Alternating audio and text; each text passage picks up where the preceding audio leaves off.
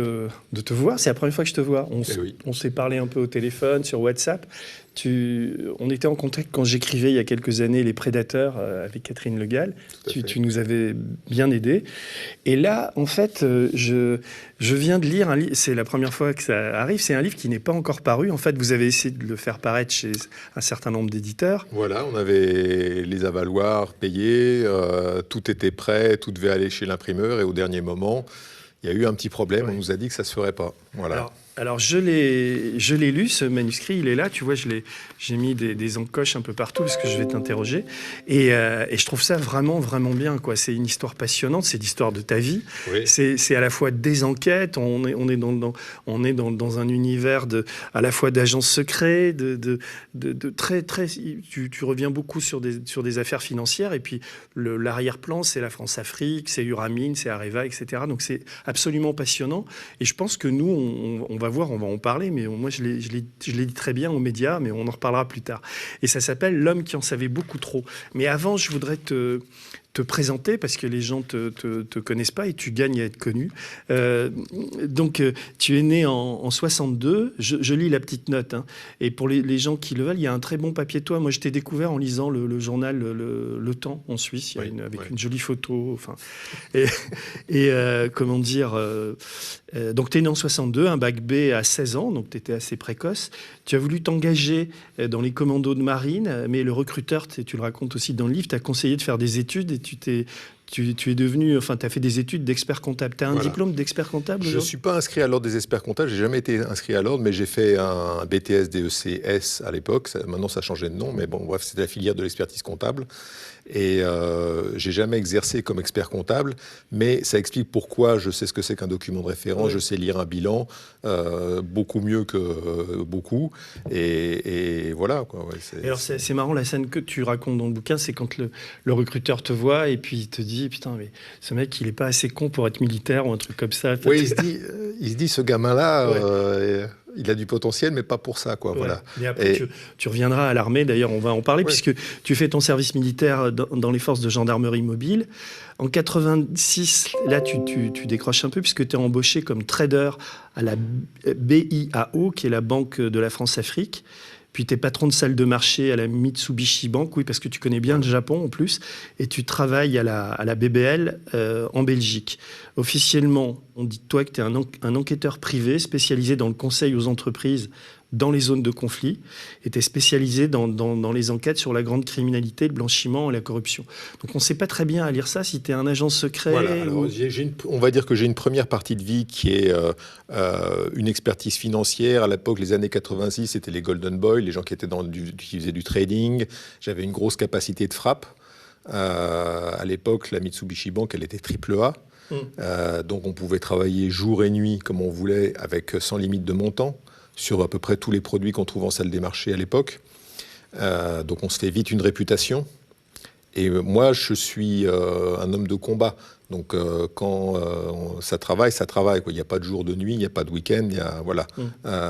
Et donc la réputation, on l'a fait bien. Ça inclut aussi des voyages au Japon. À l'époque, j'ai publié un petit livre sur le système bancaire japonais, ce que personne ne comprenait, ce que personne n'avait capté en France et même à l'époque sur disons que l'Europe de l'Ouest.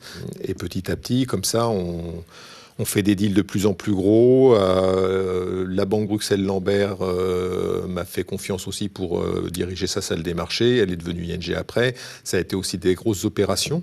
J'ai participé à l'attaque contre la Banque d'Angleterre, à l'attaque... Au moment de Soros, là. Voilà, avec le fonds Quantum, Meriwether... T'as gagné beaucoup d'argent, ce moment-là ? Oui, en fait, c'est idiot de dire ça. Et maintenant, avec le recul du temps, je me dis, mais j'étais vraiment un petit con à l'époque. Mais qui gagnait bien sa vie, beaucoup d'argent, ça m'a donné de la liberté, ça m'a permis de payer ma maison à l'époque, et voilà, et de bien vivre avec une vie très intense. Mais ça, on va en parler. Niveau intensité, tu fais assez fort quand même. C'est high level. Et tu vis en Suisse toujours? Non, je vis à la frontière. Je suis frontalier franco-genevois, mais je suis côté français. J'ai étudié en Suisse, j'ai fait un diplôme à l'université de Genève. Et la région, pour moi, c'est la région du lac Léman, quoi. Je ne fais pas la différence entre la France et la Suisse, ça me va. Dans les années 2000, tu as enquêté pour les Américains en Irak sur tous les détournements d'argent qui était destiné à la reconstruction de l'Afrique. Et puis, de l'Irak, pas de l'Afrique. De l'Irak, pardon. Ce qui est intéressant, juste une parenthèse, que les gens ne savent peut-être pas et qui mérite d'être soulignée. Quand l'opération Iraqi Freedom se fait, elle dure en gros 6 mois. Le moment de l'invasion, le moment de la chute de la fameuse statue de Saddam Hussein, 6 mois, au moment où George Bush dit sur son porte-avions on a gagné la guerre, c'est fini, 2004, il a raison. La guerre est gagnée. C'est une force de libération, incontestable. Il y a des dessous. Pas très religieux. Il y a des dessous, comme dans tous les conflits. On s'y habitue. Et après arrive Paul Bremer, qui est gouverneur de l'Irak, comme une colonie. Et il dit, ben voilà, on va reconstruire l'Irak, on met des fonds américains, on en fait une colonie, quoi. C'était un peu ça. Et il y a un transfert de fonds, de billets cash qui se fait de la Federal Reserve à New York à Bagdad, le plus gros transfert que la Fed n'ait jamais fait. En argent liquide, du cash, des billets de banque de $100. Énorme. Énorme. J'ai vu ce cash être balancé d'hélicoptères dans des sacs par terre et distribué par les Marines, et distribué même auprès de mafias locales. Quel était l'intérêt de faire ça? Pourquoi L'idée, c'était reconstruire vite. On accepte de dilapider du cash, on reconstruit vite pour gagner, toujours pareil, les esprits et les cœurs. Mais c'est-à-dire que l'argent était distribué à la population. Ah oui, puisque Saddam tombe, le dinar irakien ne vaut rien. Donc il faut substituer le dinar irakien, et donc on met du dollar à la place, on essaie de relancer l'économie pour éviter que ça tourne au vinaigre. Et toi, tu étais en bas? Et moi, j'étais là. Moi, j'y étais. Et... Non, mais je veux dire, tu étais dans l'avion ou tu étais... Non, j'étais en bas. J'étais en bas. D'accord. Mais ce qui est amusant, moi, j'étais intéressé par ces détournements de fonds, par toutes les filières mafieuses, et il y a des mafias importantes à l'époque, notamment une mafia kurde. Et je rencontre un des patrons de la mafia. Le gars ne sait pas lire et écrire, mais par contre, il savait très bien compter. Redoutable.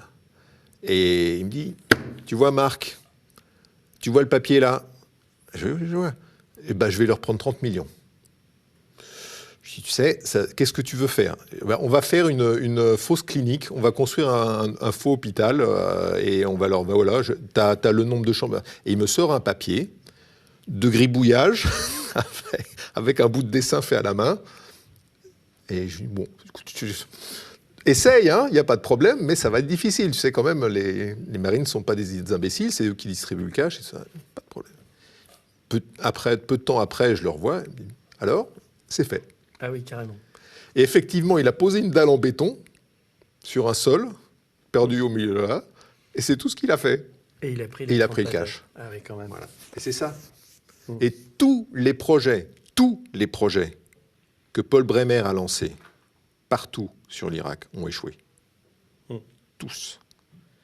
Si on va aujourd'hui à Bagdad, l'université de Bagdad, c'était construit par les Anglais. Si on regarde le seul train qui avait aussi la ligne de train, ça a été construit par les Anglais du temps des colonies. D'accord. Tous les projets de reconstruction ont échoué. Parce que l'argent a été détourné, parce qu'il y a eu de la corruption.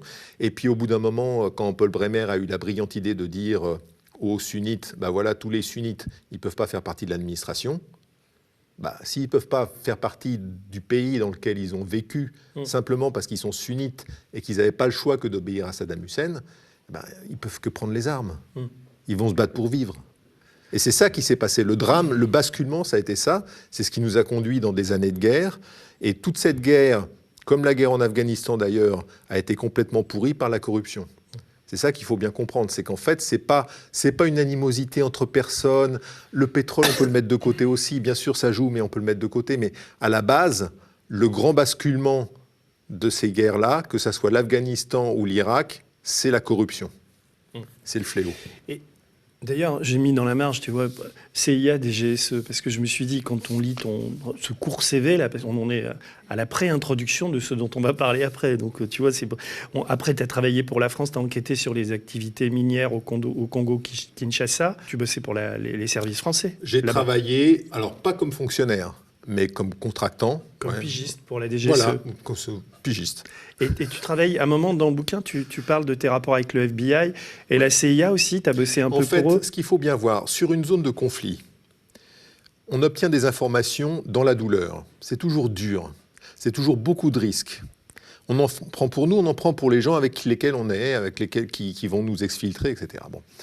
Si on s'amuse à faire tous ces efforts pour donner l'information à quelqu'un qui n'en fera rien, qui va s'asseoir dessus ou qui va dire « Ah chef, j'ai eu les informations » et puis point final, c'est idiot. Donc ma philosophie, c'est de dire, voilà, il y a ces informations-là, il y a des gens qui peuvent les utiliser. Il y en a qui peuvent les avoir si ça les amuse, mais il y a des gens qui peuvent les utiliser et qui peuvent résoudre le problème. Ces gens-là sont légitimes pour avoir l'information. Que ça soit, si c'est le MI6 qui a un intérêt, dans le Nord Kivu, quand j'étais dans le Nord Kivu, j'y suis allé parce que le Nord Kivu, c'est une des zones les plus riches de la planète, sur le plan minier. Il y a plus d'or dans la ceinture du Kilomoto que dans toute l'Afrique du Sud. Il y a aussi le coltan pour les téléphones portables. Il y a toute cette misère minière qui génère guerre sur guerre, viol sur viol dans le Nord Kivu. Donc l'idée, c'était de dire, voilà, comment on peut faire pour qu'il y ait l'exploitation minière artisanale qui permette à des gens de vivre, comme c'est le cas, mais qu'après, ces minerais soient versés dans un réseau propre. Et donc pour ça, ça ne peut pas se faire qu'avec un seul pays. On se connaît mal, mais enfin, ce qui ressort de tout ça, c'est que tu as quand même une éthique, je veux dire, toute ta vie. Je suis un homme de combat. Peut-être parce que j'ai fait mon argent et que je ne suis pas accro à l'argent, mais il n'y a que le combat qui m'intéresse. Sinon, tu t'emmerdes. Sinon, je m'ennuie. Et je veux dire, 1 million d'euros de plus ou de moins ne me changera rien à ma vie.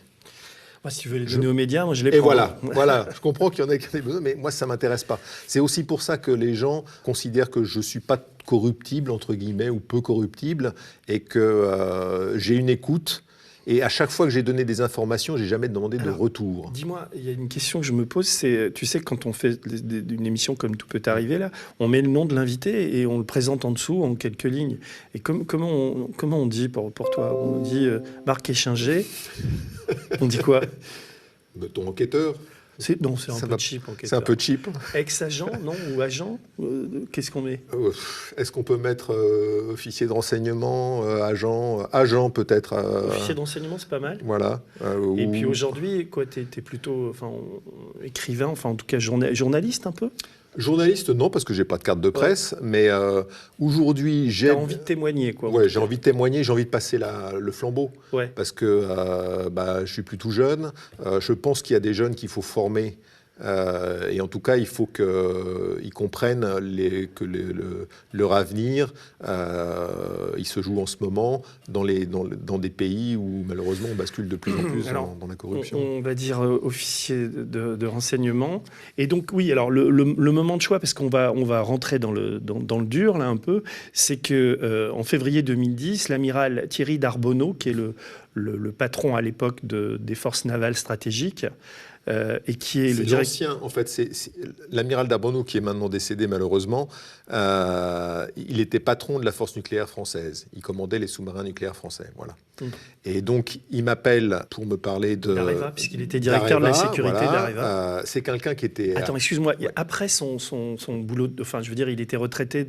Retraité de la marine. Et il est devenu directeur de la sécurité d'Areva. Voilà. Et à ce moment-là, donc, il te commande un rapport. Ouais. Sur quoi? Sur les acquisitions que faisait Areva? C'était un peu le rôle c'était un peu Daniel Wouters, qui était un des personnages qu'on retrouve, et le rôle qu'il pouvait jouer, parce qu'il avait plusieurs casquettes minières, c'était un peu particulier, et le rôle qu'il pouvait jouer dans l'affaire Uramine, ce qu'il n'appelait même pas encore l'affaire Uramine. Ça ne s'appelait pas l'affaire Uramine. Voilà. C'était un moment Et il m'a dit, on a fait une opération... J'y comprends rien. Et Wouters, il était quoi? Il était chargé d'acheter des mines pour Areva. Il était chargé de construire un portefeuille minier pour Areva. Ouais. Et donc ce colonel, cet amiral, te demande un rapport. Ouais. Donc toi, tu vas y travailler. Tu lui remets le rapport en avril 2010. Et ta conclusion sur les acquisitions d'Areva, c'est que c'est une escroquerie. Et donc, tu recommandes à ce moment-là de ne pas introduire en bourse ces activités minières. Et à ce moment-là, donc tu rends le rapport, tu pars en mission en Afrique, faire autre chose. Mais enfin, tu as toujours ce truc en tête. Et c'est à ce moment-là, d'ailleurs, que tu intègres, que tu vas travailler pour retrouver cet agent qui s'appelle Bob Levinson, qui a été disparu. Et tu vas travailler avec les Américains Américains pour le retrouver. Entre-temps, tu travailles un petit peu sur l'affaire Kerviel, enfin tu veux bosser là-dessus, mais tu ne vas pas pouvoir travailler autant que tu pourrais parce que tu vas être dénoncé par Lauvergeon, par Anne Lauvergeon. Enfin, je fais court. En 2011, tu fais un rapport pour avertir les risques sur le projet d'un opérateur mobile kurde pour France Télécom. L'opération se fera et Orange va beaucoup perdre de plumes dans cette histoire. Et en décembre 2011, Anne Lauvergeon, pour se tirer des ennuis dans lesquels elle est, parce qu'elle est remplacée à ce moment-là par Ourcel à la tête d'Areva, elle va te dénoncer. Elle va dire: je sais qui est le type qui est à l'origine de ma destitution, entre guillemets.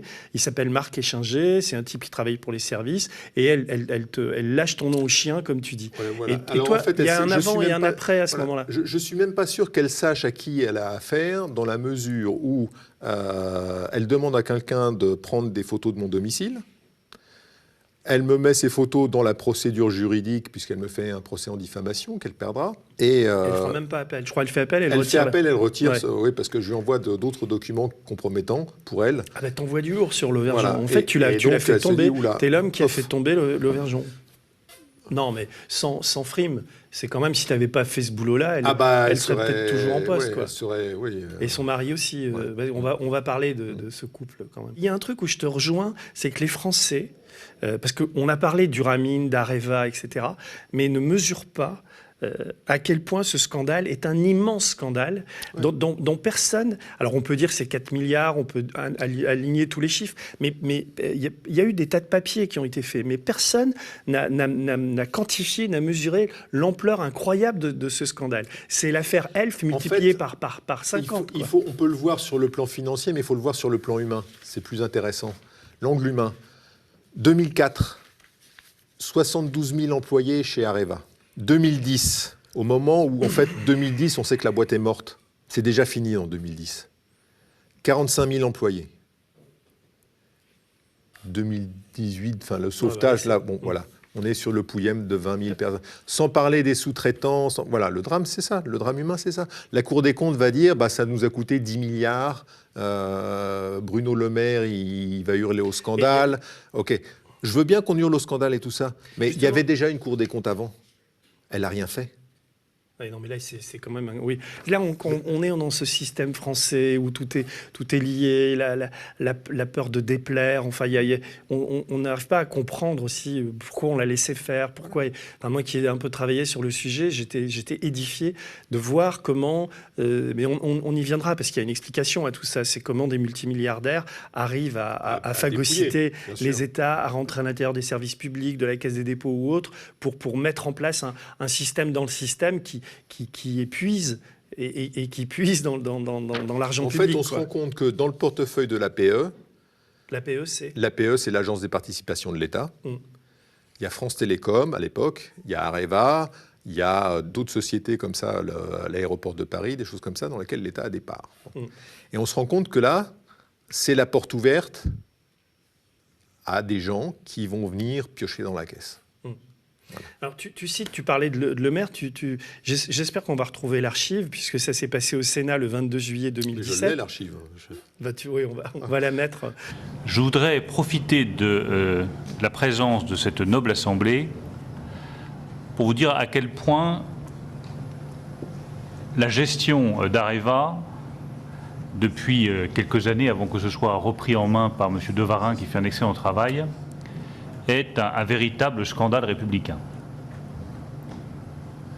Ça n'est même pas de l'impéritie ou de la mauvaise gestion, c'est de la dissimulation systématique, et je trouve cela proprement révoltant.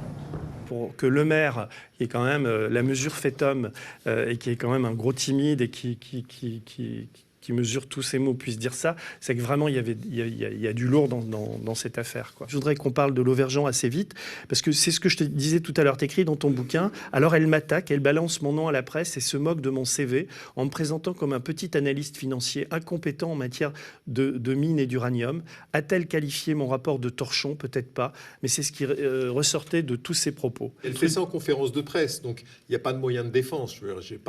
Elle ne m'a pas invité à participer. Voilà, elle m'a pas invités à participer à quoi que ce soit. Et c'est aussi à ce moment-là que moi j'ai une famille, j'ai des enfants qui se rendent compte que ce que je leur raconte, c'est pas tout à fait ce que je fais dans la vie, parce qu'évidemment je mets un mur entre ce que je fais réellement et pour pas les inquiéter et la réalité. Et donc il faut leur expliquer. Et ça devient difficile, quoi. C'est une période difficile. Tu te décris en quelques lignes, tu dis... qui peut croire que le responsable de la sécurité d'une grande entreprise publique, tête de pont de l'industrie nucléaire nationale, ait pu demander à n'importe qui un rapport sur un risque interne majeur. Areva, c'est la France. Quand un tel cas se présente, l'entreprise se tourne vers ses interlocuteurs habituels, ceux qu'on appelle en langage châtié les services, pour leur demander s'ils n'ont pas sous la main un spécialiste capable de démêler les chevaux. J'étais ce spécialiste. Une première vie dans la haute finance internationale, une deuxième aux quatre coins du monde, au service de la France et d'autres pays occidentaux, pour remonter les pistes de la grande criminalité internationale. Donc avec Areva et avec Lauvergeon, on est dans une affaire de grande criminalité internationale. Ah oui, c'est sans doute la plus grosse affaire de corruption de la Ve République, du moins organisée par un État, par quelques personnes à l'intérieur d'un État qui vont aller corrompre d'autres gouvernements comme ça. Peut-être que dans l'industrie de l'armement, il y a la corruption dans l'industrie de l'armement, elle est régulière, mais ça, c'est une habitude et ça fait pas autant de dégâts. Là, il y a eu un effort particulier, on va dire, pour construire une caisse noire qui a servi à corrompre différents pays. Alors, pour résumer, enfin, c'est à la fin de ton introduction, tu dis, ce qui me choque le plus, c'est que ce ne sont pas les protagonistes de ce mauvais feuilleton industriel qui paieront l'addition, une addition très très salée, la gestion d'Anne Lauvergeon, largement poursuivie par ses successeurs, vient de nous coûter collectivement 4,5 milliards d'euros. L'ardoise de la recapitalisation de la société réalisée en 2017 par l'État français. Et j'aime bien, enfin, ta dernière phrase, ça te définit assez bien. Tu dis « Je n'aurais jamais dû quitter l'ombre qui me permettait d'agir, mais maintenant que je suis dans la lumière, j'ai plus de raison de me taire. » C'est-à-dire, c'est pour ça que tu es là aujourd'hui. Oui. C'est assez rare de rencontrer quelqu'un comme toi qui, comment dire, chaque chose que tu dis est fondée sur du vécu, sur des documents. Tu es très informé et c'est ton monde. Tu as beaucoup travaillé là-dessus, quoi. Et donc, quand tu dis 4,5 milliards, quand tu dis immense scandale de corruption, c'est fondé sur ton travail. C'est parfaitement fondé. Tous les documents ont été donnés à la brigade financière qui a eu la priorité sur tout ce que j'ai fait. Tous les documents ont aussi été donnés à la Nuclear Regulatory Commission. Il y a là-bas un Senior Special Agent qui est un ancien agent de ICE. ICE, c'est comme le FBI, mais c'est Immigration Customs and Enforcement. Et donc cet agent a absolument tout, jusqu'à nos jours, parce que ça a continué. Bah justement, je voudrais qu'on resitue dans le temps. Donc ton rapport, tu le fais en 2010, ça te prend combien de temps? 5-6 mois? Oh non, je vois tout de suite. Combien? 2, à 3? peine, c'est simple. Je rencontre l'amiral m'appelle, il me donne quelques éléments, notamment le livre d'Attels qu'il avait publié pour se faire plaisir. Tu peux rappeler son rôle à Areva? C'était un des cofondateurs du Ramin, avec un gars qui s'appelle James Mellon. Lui aussi a un passé d'agent et on trouve aucune photo de lui dans le public. Il rappelle des agents de notoriété publique et il a monté, c'est sa seule affaire, l'affaire Uramin. Après, le reste, il a géré un peu sa fortune et tout ça. Donc Uramin, pour résumer, c'est comment Areva, qui était en quête d'uranium, achète des mines un peu partout, enfin dans plusieurs pays africains. Il y a autant d'uranium que de... Je dirais pas ça. Alors, Areva essaye de vendre des EPR dont personne ne veut. Parce que la technologie n'est pas aboutie, parce que au Kiloutou, en Finlande, parce que la Chine, parce qu'il y a des compétiteurs russes, américains, japonais, et parce que la Chine est rétive à l'achat des EPR français. Et donc, il faut convaincre. Et comment on va convaincre? En donnant une enveloppe. Donc, il faut une enveloppe, il faut une caisse noire. Comment je vais créer une caisse noire? Comment je vais sortir d'une société de l'État français de l'argent de la trésorerie pour le mettre ailleurs et pour pouvoir le distribuer? Je fais une OPA sur une société qui est cotée en bourse, Uramin. Je m'arrange avec les actionnaires pour la valoriser, le prix qu'il faut pour faire ma caisse noire. 1,8 milliard d'euros. Je fais mon OPA, tout le monde est content, c'est une opération publique. C'est un problème? Pas de problème. Ça rentre dans mon bilan. Ma caisse noire, je la récupère par derrière et je distribue. La première enveloppe... Le 1,8 milliard vient d'Areva, donc de l'État français, c'est de l'argent public. Bien sûr, c'est l'argent du contribuable qui est dans la trésorerie d'Areva. Non, mais c'est bien de le préciser parce que c'est quand même la clé de tout, quoi. Et donc cet argent-là va servir à acheter une entreprise qui n'existe, enfin, qui n'est que fantôme. Je veux dire, elle existe, elle est cotée en bourse. Le bilan est vide, il n'y a rien. Les actifs d'Uramine, c'est des trucs que la France connaissait, mais depuis 30 ans. On sait très bien qu'il n'y a rien dedans. Que la Centrafrique, ça ne sera jamais exploité. On sait très bien tout ça, il n'y a rien. Oui, mais à ce moment-là, c'est là qu'ils achètent des mines quand même. Ils achètent des territoires, Areva. Donc, dans cette société Uramine, il y a en gros 3 zones. La Namibie, la Centrafrique et un truc en Afrique du Sud.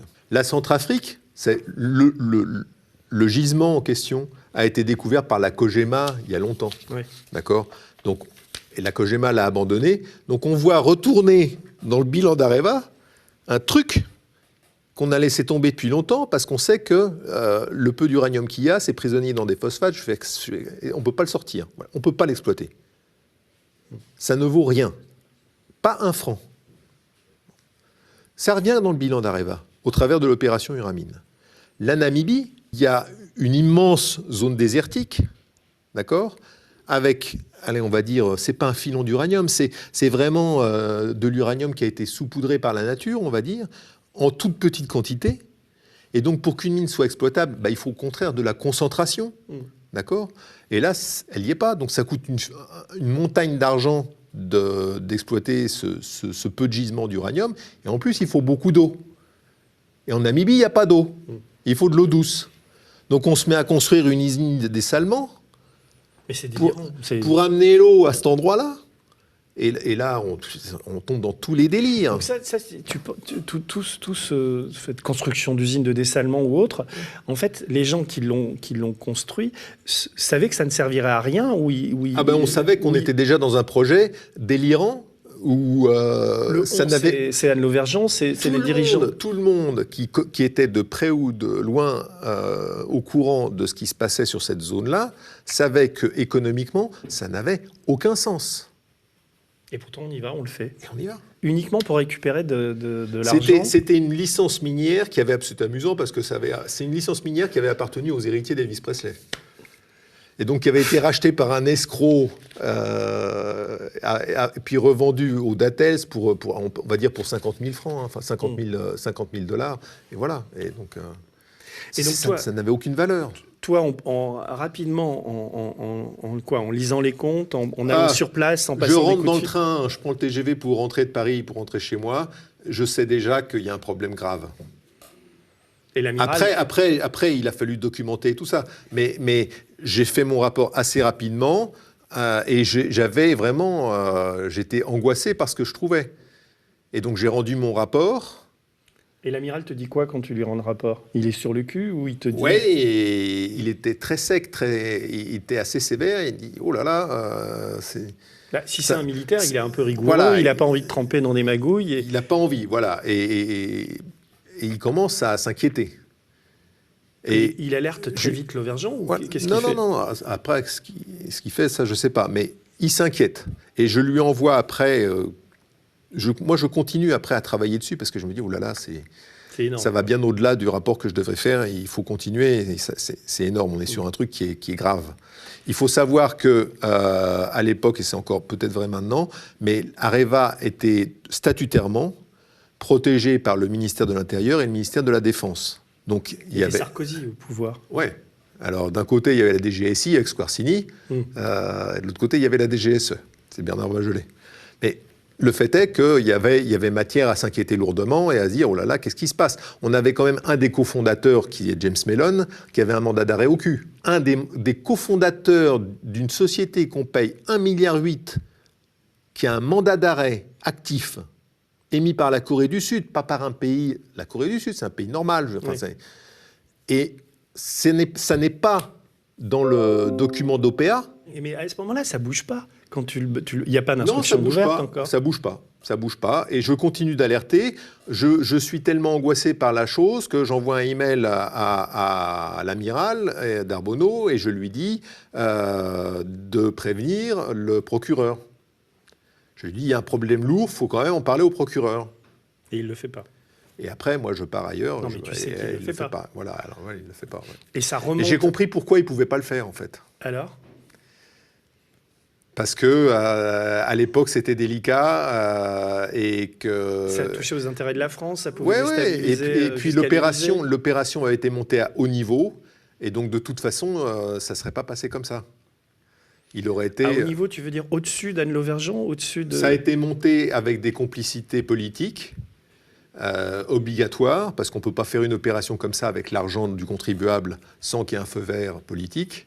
Et donc, ouais, clairement, Anne Lauvergeon n'a pas décidé seule de faire ça. Elle l'a fait parce qu'elle était la patronne d'Areva, parce qu'à l'époque, elle tenait à son poste et qu'elle voulait faire plaisir au pouvoir et qu'elle pensait qu'à un moment, il pensait vendre 12 centrales EPR à l'Afrique du Sud. Une centrale EPR, ça. Je connais très bien l'Afrique du Sud. Ils ont une vieille centrale des années 70 qui est moribonde. C'est un pays dans lequel j'irais pas construire une seule centrale nucléaire. Voilà. Et ils pensent vraiment, et on l'a dans les bilans, non pas d'Areva Société Mère, mais dans la filiale qui s'occupe de la vente des EPR.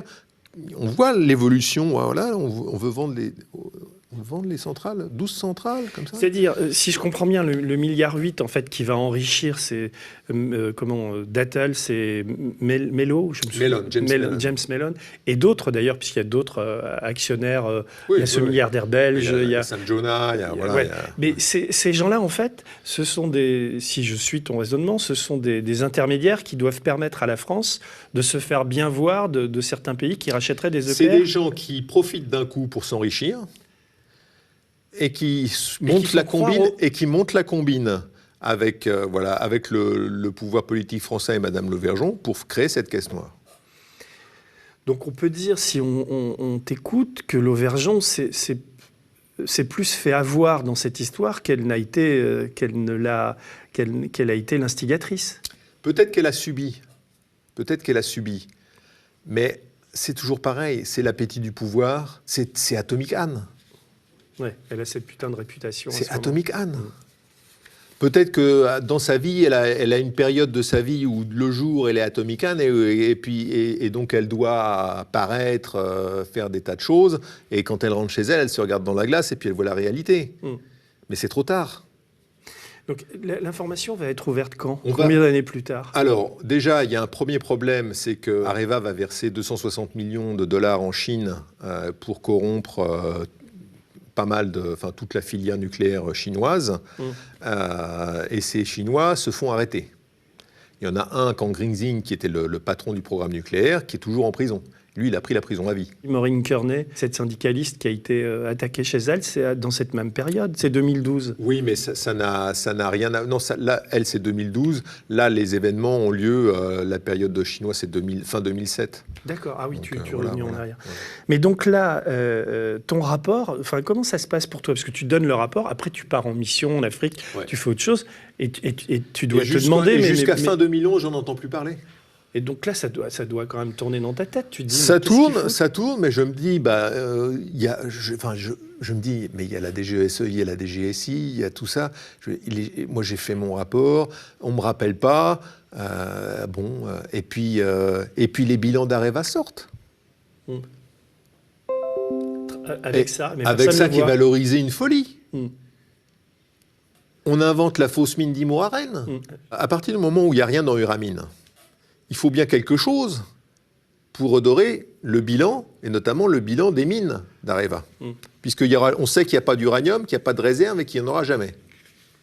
Et donc on dit, au Niger, il y a Areva depuis longtemps, on est légitime. Il y a une licence minière qui s'appelle Imouraren.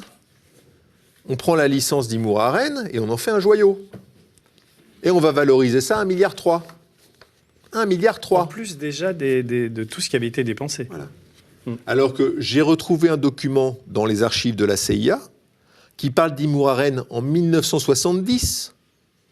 Et en 1970, on s'est parfaitement identifié un gisement uranifère. 1970, où on dit, bah voilà, Imouraren, bah, voilà, en fait, c'est des petites lentilles d'uranium qu'il y a dans le sol à une profondeur qui est déjà importante. Donc il faut aller chercher très loin. Et c'est tellement dispersé, ça n'a aucune valeur. Quand est-ce que l'Auvergeon... Ça d'ailleurs, à l'époque, ça avait été offert aux Japonais qui n'en avaient pas voulu, ça avait été mis sur le marché, personne n'en voulait. Bah oui, Voilà. Quand l'Auvergeon balance ton nom au Canard enchaîné, je crois... C'était fin 2011. Et pourquoi elle le fait à ce moment-là? Pour faire un écran de fumée, pour dire, bah voilà, je suis victime d'un complot, d'une manipulation, de tout, Barbouze, voilà, de Barbouze, de tout ce qu'on veut. Parce qu'elle retrouve, tu as été payé 20 000 Oui, euros 20 000 euros, ouais.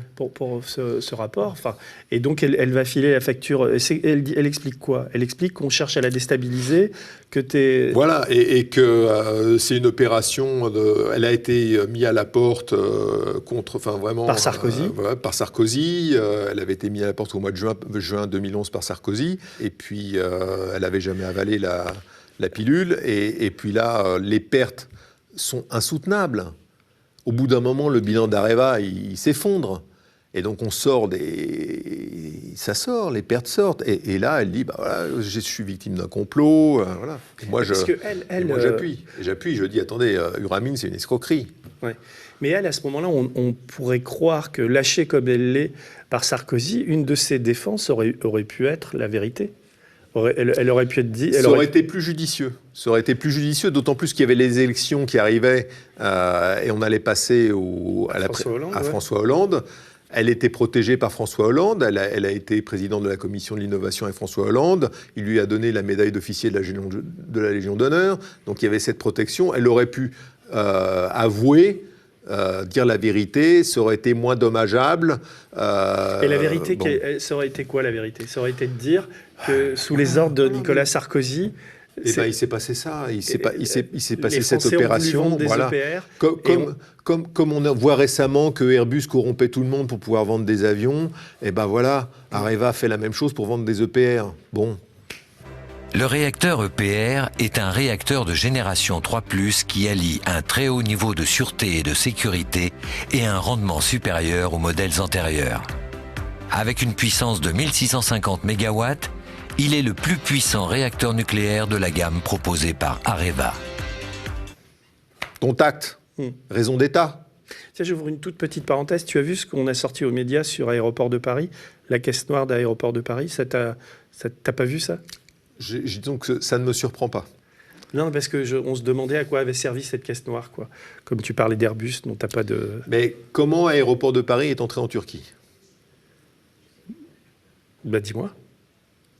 À un moment donné, Aéroport de Paris fait une opération sur l'aéroport d'Istanbul, fait un partenariat, prend une participation importante dans l'aéroport d'Istanbul. Et accessoirement, elle investit 50 millions de dollars dans une boîte de construction, dont le bilan est particulièrement brillant. Et donc, oui. Donc on se dit, mais tiens, qu'est-ce que c'est?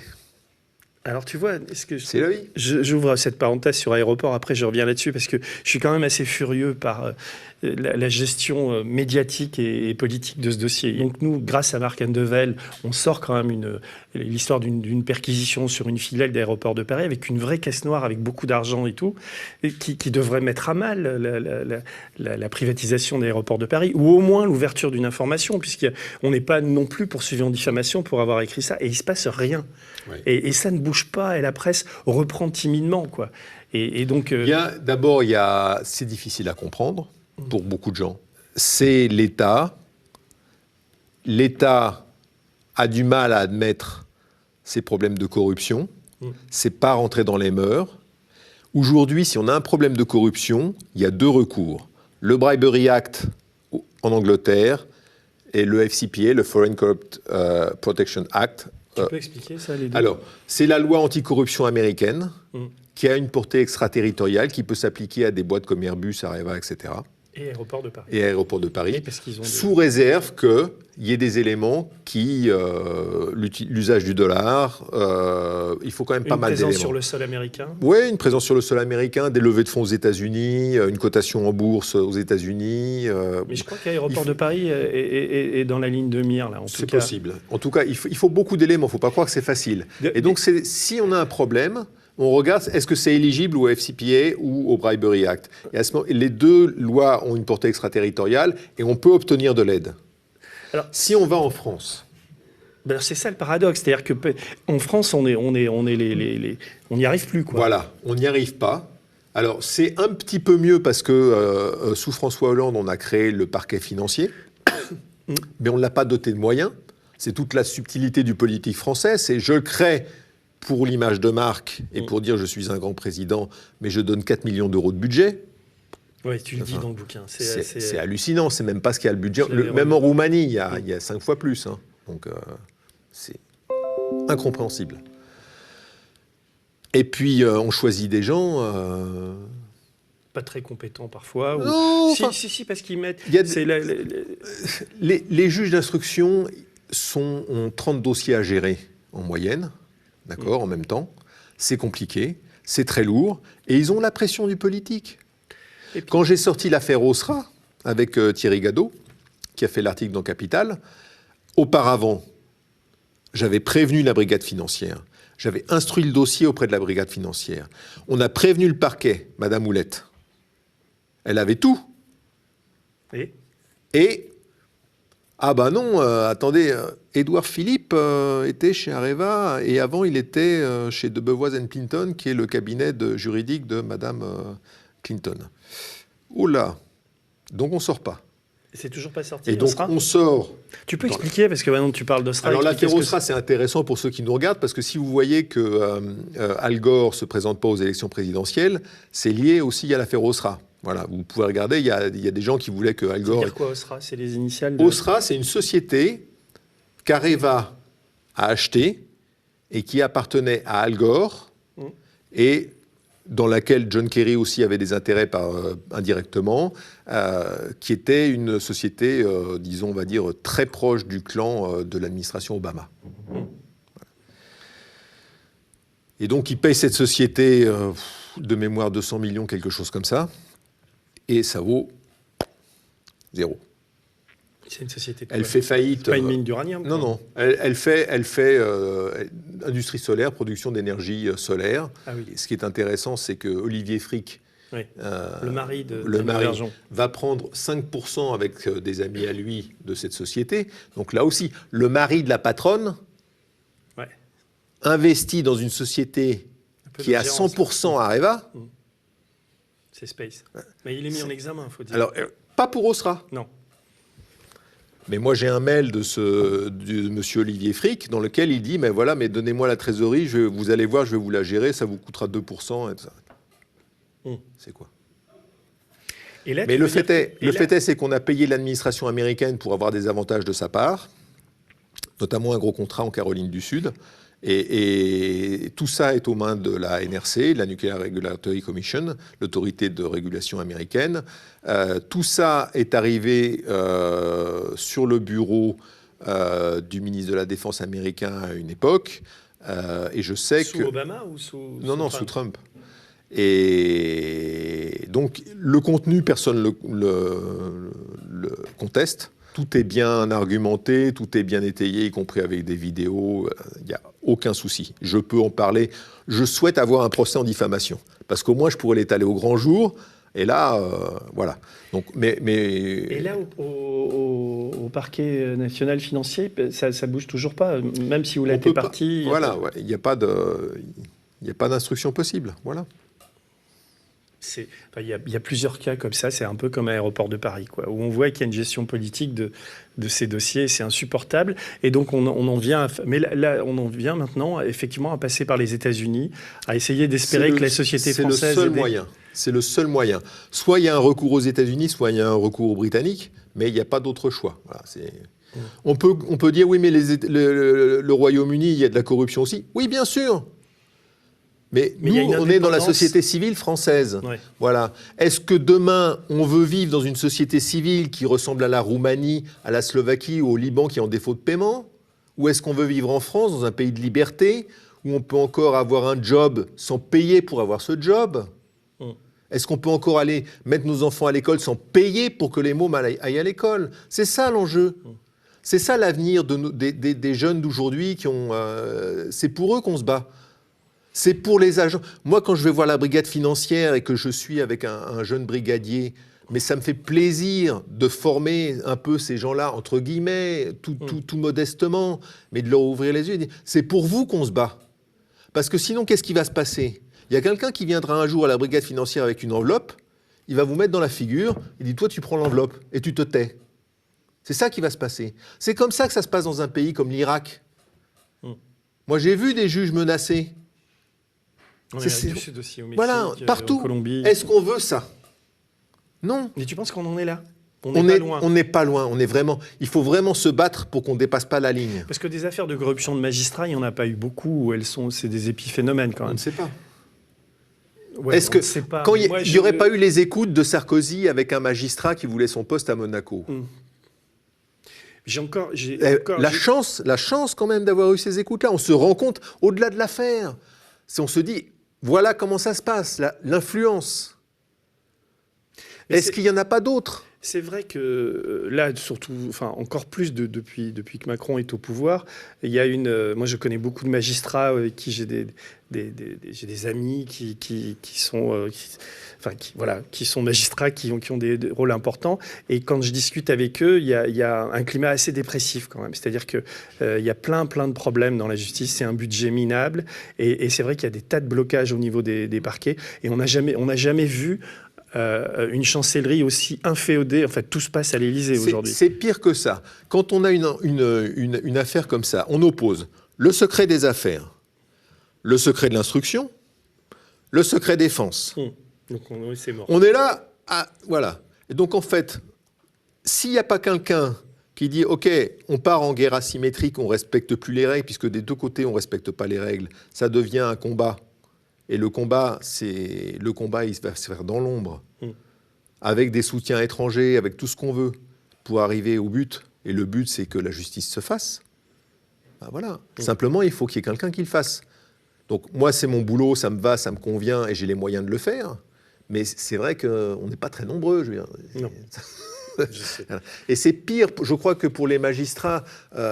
Ces gens-là, à un moment, quand ils font l'école nationale de la magistrature, ils sont pleins d'espoir. Il n'y a pas longtemps, on a comment ça s'appelle, une session là, qui a été baptisée du nom de l'affaire Borel, du juge Borel. Oui. Voilà. La femme du juge Borel, elle est magistrate aussi. Qui est mort, assassiné. Ouais, il est mort assassiné suicidé, à Djibouti. Alors, c'est un suicide, mais on l'a qualifié comme suicide. Le gars, il avait un bras cassé, une fracture ouverte du crâne. On a jeté sur lui 2 types de liquides différents inflammables et on lui a mis le feu. Donc, comme suicide, et en plus dans un endroit improbable. Je sais ça. Donc, hallucinant. Et elle s'est battue, Et cette sa femme pendant des se années. bat en élevant ses enfants, elle en a fait un cancer. Voilà. Cette femme-là, on va dire une mère courage. Qui est magistrate aussi. Voilà, qui est magistrate aussi. En 2020, on lui dit toujours pas la vérité sur la mort de son mari. Et parce qu'il y a des intérêts politiques à Djibouti qui... On ne va pas nous raconter que c'est la raison d'État. Djibouti, la présence de la France à Djibouti, c'est rien. Aujourd'hui, à Djibouti, il y a les Chinois et les Américains. Djibouti, ça ne représente rien. Ça n'a rien de stratégique pour la France. Et il y a une Par contre, instruction... quand Chirac payait 20 millions d'euros les loyers pour que la France soit à Djibouti, quand différents acteurs de la France-Afrique se retrouvaient à Djibouti pour couvrir leurs exactions, ça gênait personne. Hein ? Non, mais... Et tu as des infos nouvelles sur l'affaire Borel, là où... J'ai regardé le dossier parce que ça me faisait mal au cœur de voir qu'on ne disait toujours pas la vérité à cette femme-là. C'est comme l'affaire Karachi. Oui. Vous avez quand même des Français qui sont morts là-bas, qui n'avaient rien à faire avec aucune affaire de corruption, de quoi que ce soit, et on couvre ça du secret défense, tout ça il est où le secret défense? C'est pas ça le secret défense. Le secret défense, on protège des militaires sur le terrain, on protège des choses qui sont liées vraiment à la sécurité des biens et des personnes françaises. Là, oui, les affaires de corruption, secret défense, on rigole. Non, mais en t'écoutant, ici aux médias, je bosse beaucoup et je perds de vue un peu ça, parce que c'était quand même mon univers pendant des tas d'années, de travailler là-dessus. Sans doute, ça me fait très plaisir de te recevoir, parce qu'il n'y a pas de lassitude chez toi. Hein, ah non, moi je suis un passionné. Ouais. Moi je peux être là pendant des heures. Non, mais parce que quand tu subis ça à longueur de... Enfin moi, quand j'étais à Libération, même après avec mes bouquins, au bout d'un moment, t'en peux plus de ça, t'en peux plus de l'hypocrisie, t'en peux plus de... Ça devient pénible. Heureusement, il y a des moments où on a des soutiens, il y a des moments où ça réussit, il y a des moments où on arrive à avoir des gens mis en examen, et ça, c'est du plaisir. Hein. Et puis, il y a des moments où on se dit, on se bat aussi pour des causes justes. Un exemple récent qui me tient à cœur, moi, j'ai passé 7 ans au Niger, de 2013 à 2020, à janvier 2020. Donc je sais ce qui s'y passe. J'ai étudié les circuits de financement du terrorisme, j'ai étudié de la population. Parce que tu t'occupes de la sécurité de là-bas, raffineries. Là-bas, je m'occupais de la sécurité d'une raffinerie et d'un pipeline qui se trouve à 900 km de diamètre, donc en pleine brousse. D'accord ?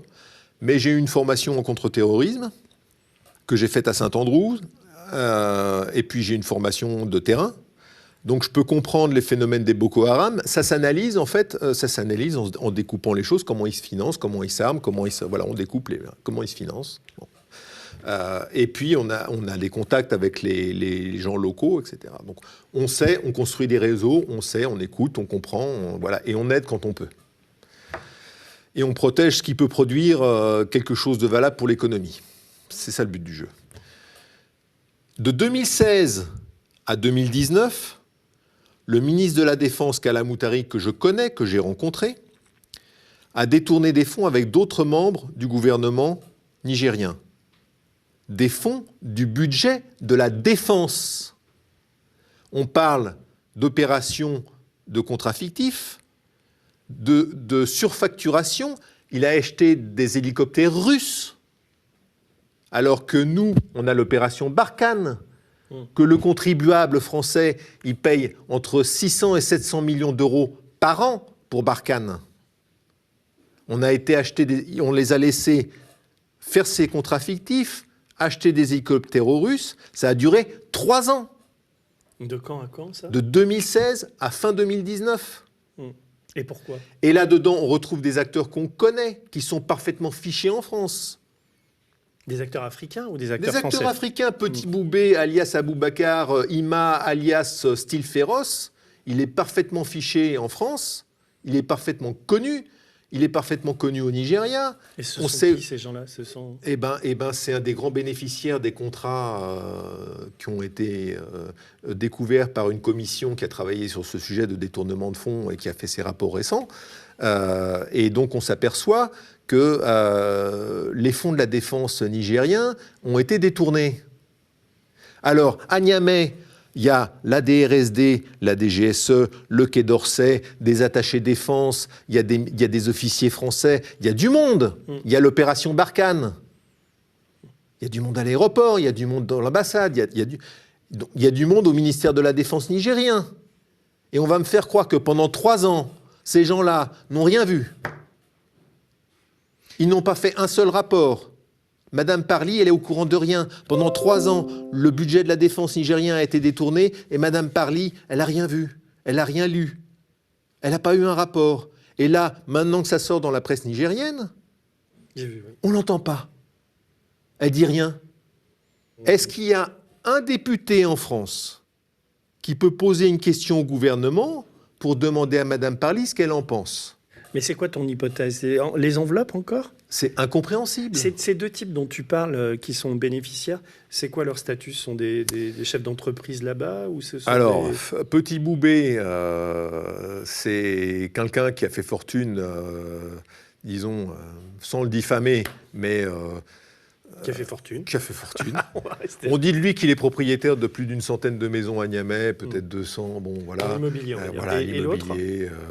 Il y a Assoumi Massouadou, qui était ministre des Finances à l'époque des détournements de fonds, donc qui a signé les chèques du Trésor. Hein. Il a forcément...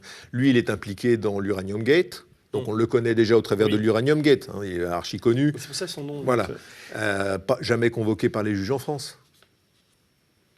Non, mais ça signifie que, oui, il y a des rétrocommissions, forcément, qui reviennent. Je veux dire, il n'y a pas d'autre explication que ça. Alors, dans l'Uranium Gate, ce qui est intéressant, c'est que moi, j'ai la liste de tous les bénéficiaires. Il y a 2 parties dans l'Uranium Gate. Il y a 100 millions et puis à peu près 25 millions d'euros, bon, pour faire simple, de commissions qui ont été réparties.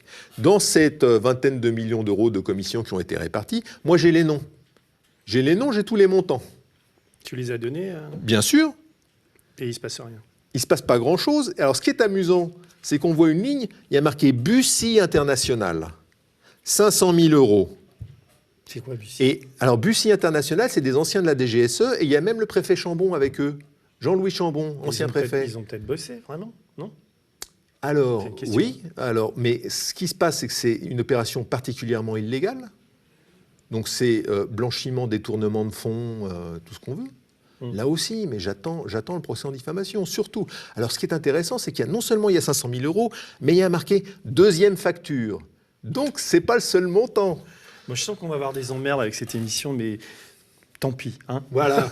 Alors, je vais te lire là, parce que je ne suis qu'au chapitre 2 d'un bouquin qui compte 15, donc je pense qu'on va y passer la nuit. Mais bon, non, mais c'est passionnant. Alors, tu écris, j'aime bien cette phrase, c'est le début de ton chapitre 2. Tu écris « Souvenez-vous, nous jouons aux cartes avec le diable. Vous pensez que vous avez un atout, maître, un ami fidèle qui peut faire durer la partie, un équipier en qui vous avez confiance. Seulement voilà, au gré des ans et de l'actualité, le diable aime changer les règles du jeu à sa convenance. Sans appel, l'atout devient un 2 de pique, une poisse à l'état pur. Vous perdez la main et les événements se déchaînent autour de vous.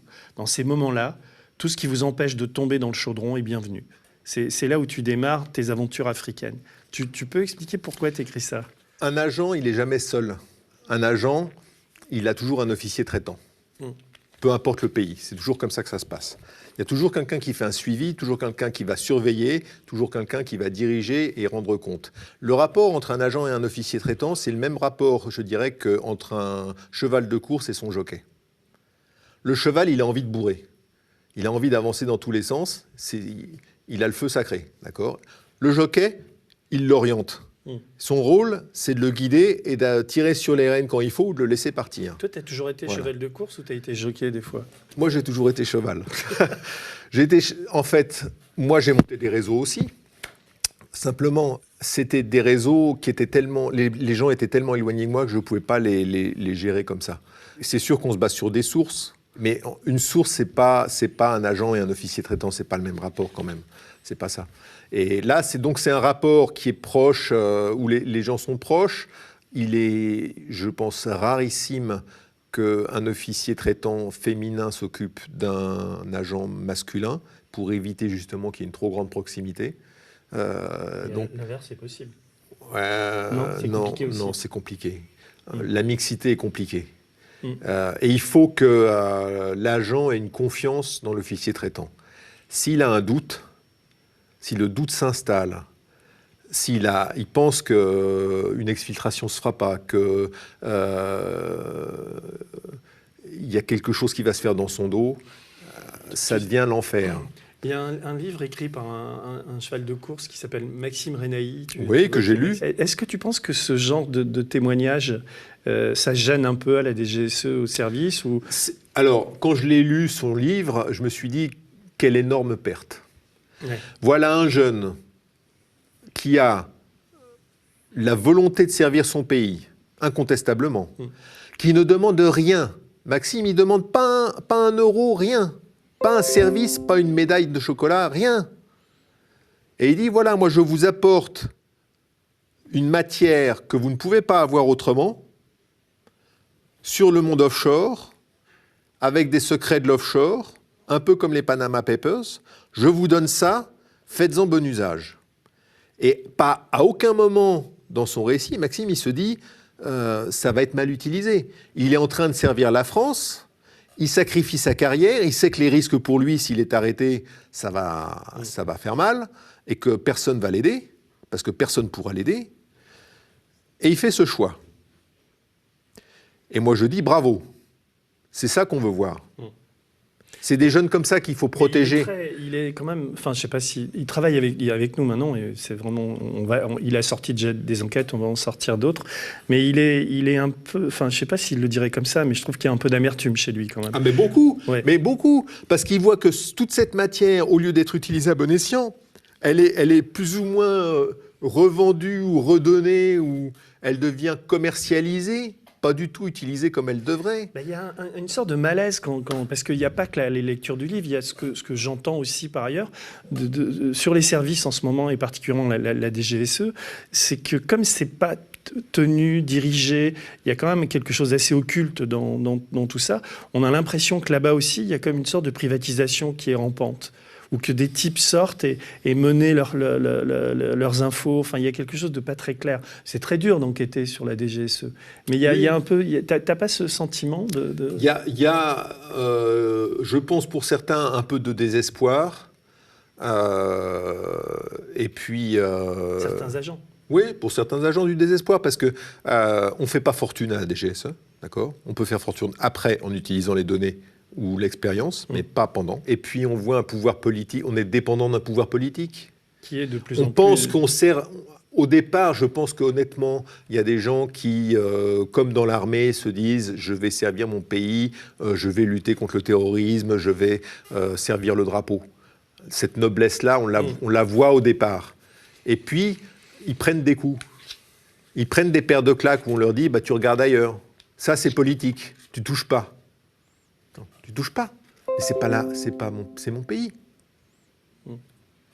Et donc, au bout d'un moment, il y a cette lassitude qui arrive et cet écœurement. À un moment donné, moi, je vois que France Télécom fait un investissement en Irak, particulièrement douteux, j'en reparle dans le livre. Je fais un rapport. Mon officier traitant me dit ah bah ouais, mais ça c'est encore une affaire, une énième affaire. On en a marre, mais on peut rien faire. Je dis bon, pas de problème, je m'en occupe tout seul. Et j'ai sorti toute l'affaire dans la presse irakienne, article par article, sous un pseudonyme. Ça a très bien fonctionné. Ça a fait vraiment, ça a cartonné à Bagdad. Tout le monde en parlait. Et je me suis fait plaisir. Et le fait de mettre ça en lumière, ça suffit souvent. Oui. Une fois que ça passe de l'ombre à la lumière, ça tue l'opération en elle-même. Et voilà. Et il t'a dit quoi, l'officier traitant, quand il a vu que ça sortait ? Rien ? Rien. D'accord. Voilà. Mais quand tu parles de ce désespoir, on a l'impression que tu parles un peu de toi aussi. Oui, parce que c'est tellement dommage. On voudrait tellement que ça soit comme dans les films, où à la fin ça se termine bien. On voudrait tellement que ça soit les méchants qui soient punis et que ça se termine bien. Voilà. Simplement, il y a des gens qui profitent du secret défense, qui abusent du secret défense, qui profitent de leur position pour faire des opérations qui n'ont strictement rien à voir avec l'intérêt de la France et la raison d'État. Et c'est ça qui est dommageable. C'est aussi pour ça qu'on a voté des lois, dans le cadre de la lutte contre le terrorisme, on a voté des lois de surveillance et de traitement des données de masse, qui n'ont strictement rien à voir avec le contre-terrorisme. Je n'ai jamais vu un seul cas de terrorisme détecté sur la base de surveillance de masse de données. Ça n'existe pas. Tu as vu, là, ils viennent de... Ricard a repris un parquet pléthorique avec beaucoup de magistrats, enfin, et il n'y a plus tellement... Enfin, il y a sans doute encore Daesh est encore un peu actif, mais au niveau du terrorisme, il n'y a pas tellement... Il y a beaucoup de travail en ce moment, tu penses ? J'ai l'impression, moi, les échos que j'ai, c'est que les mecs, s'ils nous entendent ce soir, ils vont être furieux, mais il y en a certains qui se tournent un peu les pouces, quoi. C'est difficile de dire ça, parce que c'est une matière qui est complexe, et il faut être formé pour comprendre. Là, en fait, qu'est-ce que c'est qu'un terroriste ? C'est quelqu'un qui cherche une raison de vivre, qui est en souffrance, donc il cherche une raison de vivre, et potentiellement une chance de mourir. Voilà, à la base, c'est ça. La première chose à faire, c'est d'essayer de comprendre sa souffrance. Quand on est dans un pays comme le Niger, le plus pauvre du monde, où on a faim toute la journée, On a faim. On en a ras-le-bol d'avoir faim. Et qu'on voit qu'on n'a aucune chance de s'en tirer. Aucune chance. Voilà. On se dit, pourquoi pas aller voir ce que raconte l'imam, qui, ma foi, va me donner un peu de riz, parce que c'est ça aussi, l'école coranique, c'est aussi donner un peu à manger le soir, c'est partager. Voilà. On retrouve un peu de chaleur humaine, on retrouve une dimension humaine. Il faut voir les dispensaires dans lesquels sont traités les gens. Moi, j'ai vu des femmes enceintes mourir parce qu'elles ne pouvaient pas accoucher naturellement. Ça met des heures à mourir une femme enceinte qui ne peut pas accoucher naturellement. Et ça génère évidemment de la colère et ça génère du terrorisme. Quand on ramène... On me donne une gamine que j'envoie on fait la route pour l'envoyer à l'hôpital 50 km de là où j'étais. L'hôpital la refuse parce qu'elle n'a pas l'argent. On me renvoie la gamine et il faut la donner à son père et la gamine a l'appendicite. Donc elle est en train de mourir de l'appendicite. Ce qui est facile à soigner. Je veux dire, ici, c'est même pas... Voilà, une gamine qui avait 7 ans. Et donc on la rend à son père, elle meurt. Si j'étais le père, j'irais me dire, tiens, ce que me dit Daesh, ce que me dit le Boko Haram, ce que me dit tout ça, en fait, pourquoi pas essayer? Pourquoi pas essayer? Quelle est mon option? Continuer ma vie comme ça? Refaire une gosse, prendre le risque de mettre ma femme... Pourquoi j'essaierais pas? Il faut les comprendre. Il faut voir à quel point on est dur avec eux, à quel point ils manquent de soins, ils manquent de tout. Ils ont des défauts aussi. Quand vous faites 8 enfants par femme et qu'un foyer nigérien, c'est un homme, 3 femmes, 20 gosses, ça pose un problème. Il y a ça qu'il faut régler aussi. C'est pas blanc-bleu. Mais il n'y a pas d'humanité. Il n'y a pas d'humanité dans ces pays-là. Vous ne réglerez jamais le conflit malien de la zone Barkhane, etc., le conflit sahélien, avec l'armée. C'est une illusion. On n'a pas résolu le conflit afghan avec l'armée, parce que c'est beaucoup plus complexe. Mais l'Afghanistan à côté, c'est du gâteau. L'Afghanistan, il n'y a que 50% des mariages arrangés. Au Niger, on est à 75%. Au Niger, les gamines, elles font leur premier enfant à 13 ans. Donc elles ont eu des rapports sexuels à 12 ans. C'est ça qu'il faut régler, c'est ça qu'il faut comprendre. C'est pas de la sociologie, c'est être sur le terrain, parler aux gens, comprendre que voilà, il y a un problème de médecine, de dispensaire, de minimum pour qualifier quelqu'un d'être humain. Ne pas le traiter comme un chien ou moins qu'un chien. Et celui qui finançait les dispensaires au Niger, au Mali, dans toute cette zone-là, et qui gardait un certain équilibre, c'était Kadhafi. Oui. Donc quand on décide de faire chuter Kadhafi, de tuer Kadhafi, alors qu'il n'y a jamais eu de colonne de chars qui allait sur Benghazi, que tout ça c'était bidon, quand on décide de le faire... Si tu fais référence au rôle de Bernard-Henri Lévy, de tout ce qui s'est passé à ce moment-là, oui, toi qui connaissais bien... Il n'y a jamais eu de colonne de chars qui menaçait la population de Benghazi. Jamais Kadhafi n'aurait trucidé la population de Benghazi. Et tous les services le savent. Tous les services le savent. Que BHL raconte des conneries, il en raconte tellement que c'est pas comment dire, c'est pas une surprise. Mais la surprise, c'est que Sarkozy, il écoute. La surprise aussi, c'est que d'autres services de renseignement, notamment l'administration Obama, il le regrettera après, mais Obama n'a pas bougé. Obama l'a regretté après, quand il a quitté la présidence. Il a dit, s'il y a un truc que je regrette, c'est l'intervention en Libye et de pas avoir arrêté ce qui s'est passé en Libye. Bon. Trop tard. Hein, t'as un avis, toi, sur où tu as un savoir sur le financement de ça. L'explication pourrait être que Kadhafi a financé grassement Nicolas Sarkozy et que sa mort, son assassinat, n'est pas non plus étranger à ces histoires de financement. Et que la guerre déclenchée, soi-disant, par BHL était une sorte de stratagème pour masquer aussi autre chose. Tu as une lecture de tout ça? Moi, je n'ai pas d'informations privilégiées. Est-ce qu'on peut dire que la France avait un intérêt, par exemple, à mettre la main sur les réserves pétrolières libyennes? Ce n'est pas des grosses réserves, c'est sympathique toujours, mais il faut voir que la Libye n'était pas très peuplée. Donc c'était potentiellement, je dirais, un coup de poker de dire, bah voilà, on descend un dictateur, on prend le contrôle du pays et on fait en sorte qu'on devienne amis avec ceux qu'on met au pouvoir. Ça aurait été très très délicat, mais faisable. Ça, c'est quand ça marche.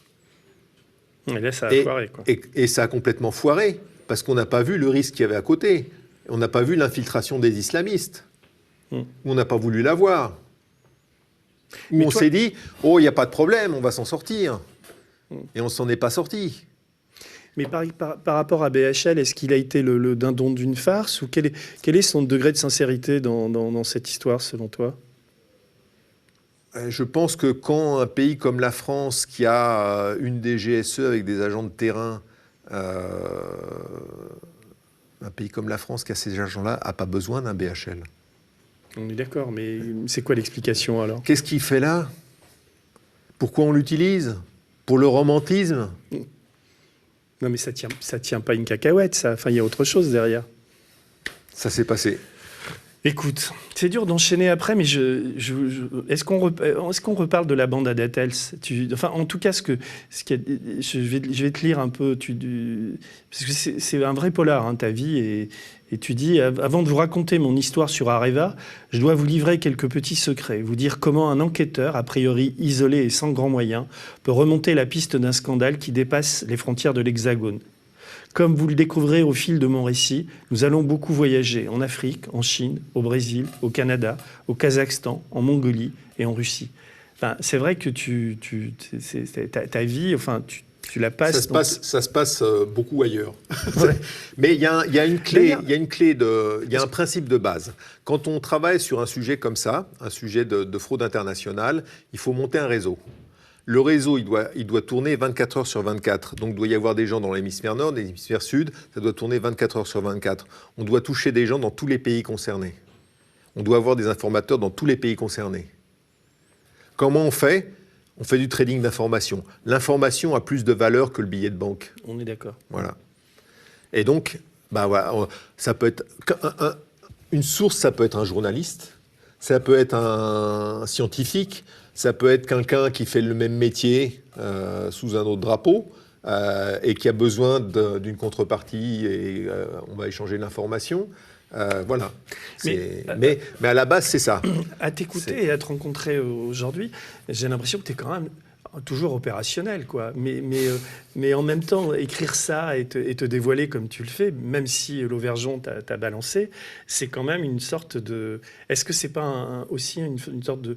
Tu veux passer à autre chose ou... Je prendrais volontiers un dernier combat, mais j'ai un peu plus de 57 ans, je viens de fêter mes 57 ans, et donc il y a des limites de ce qu'on peut faire sur le terrain à cet âge-là. Même si on peut s'entraîner, il y a des limites.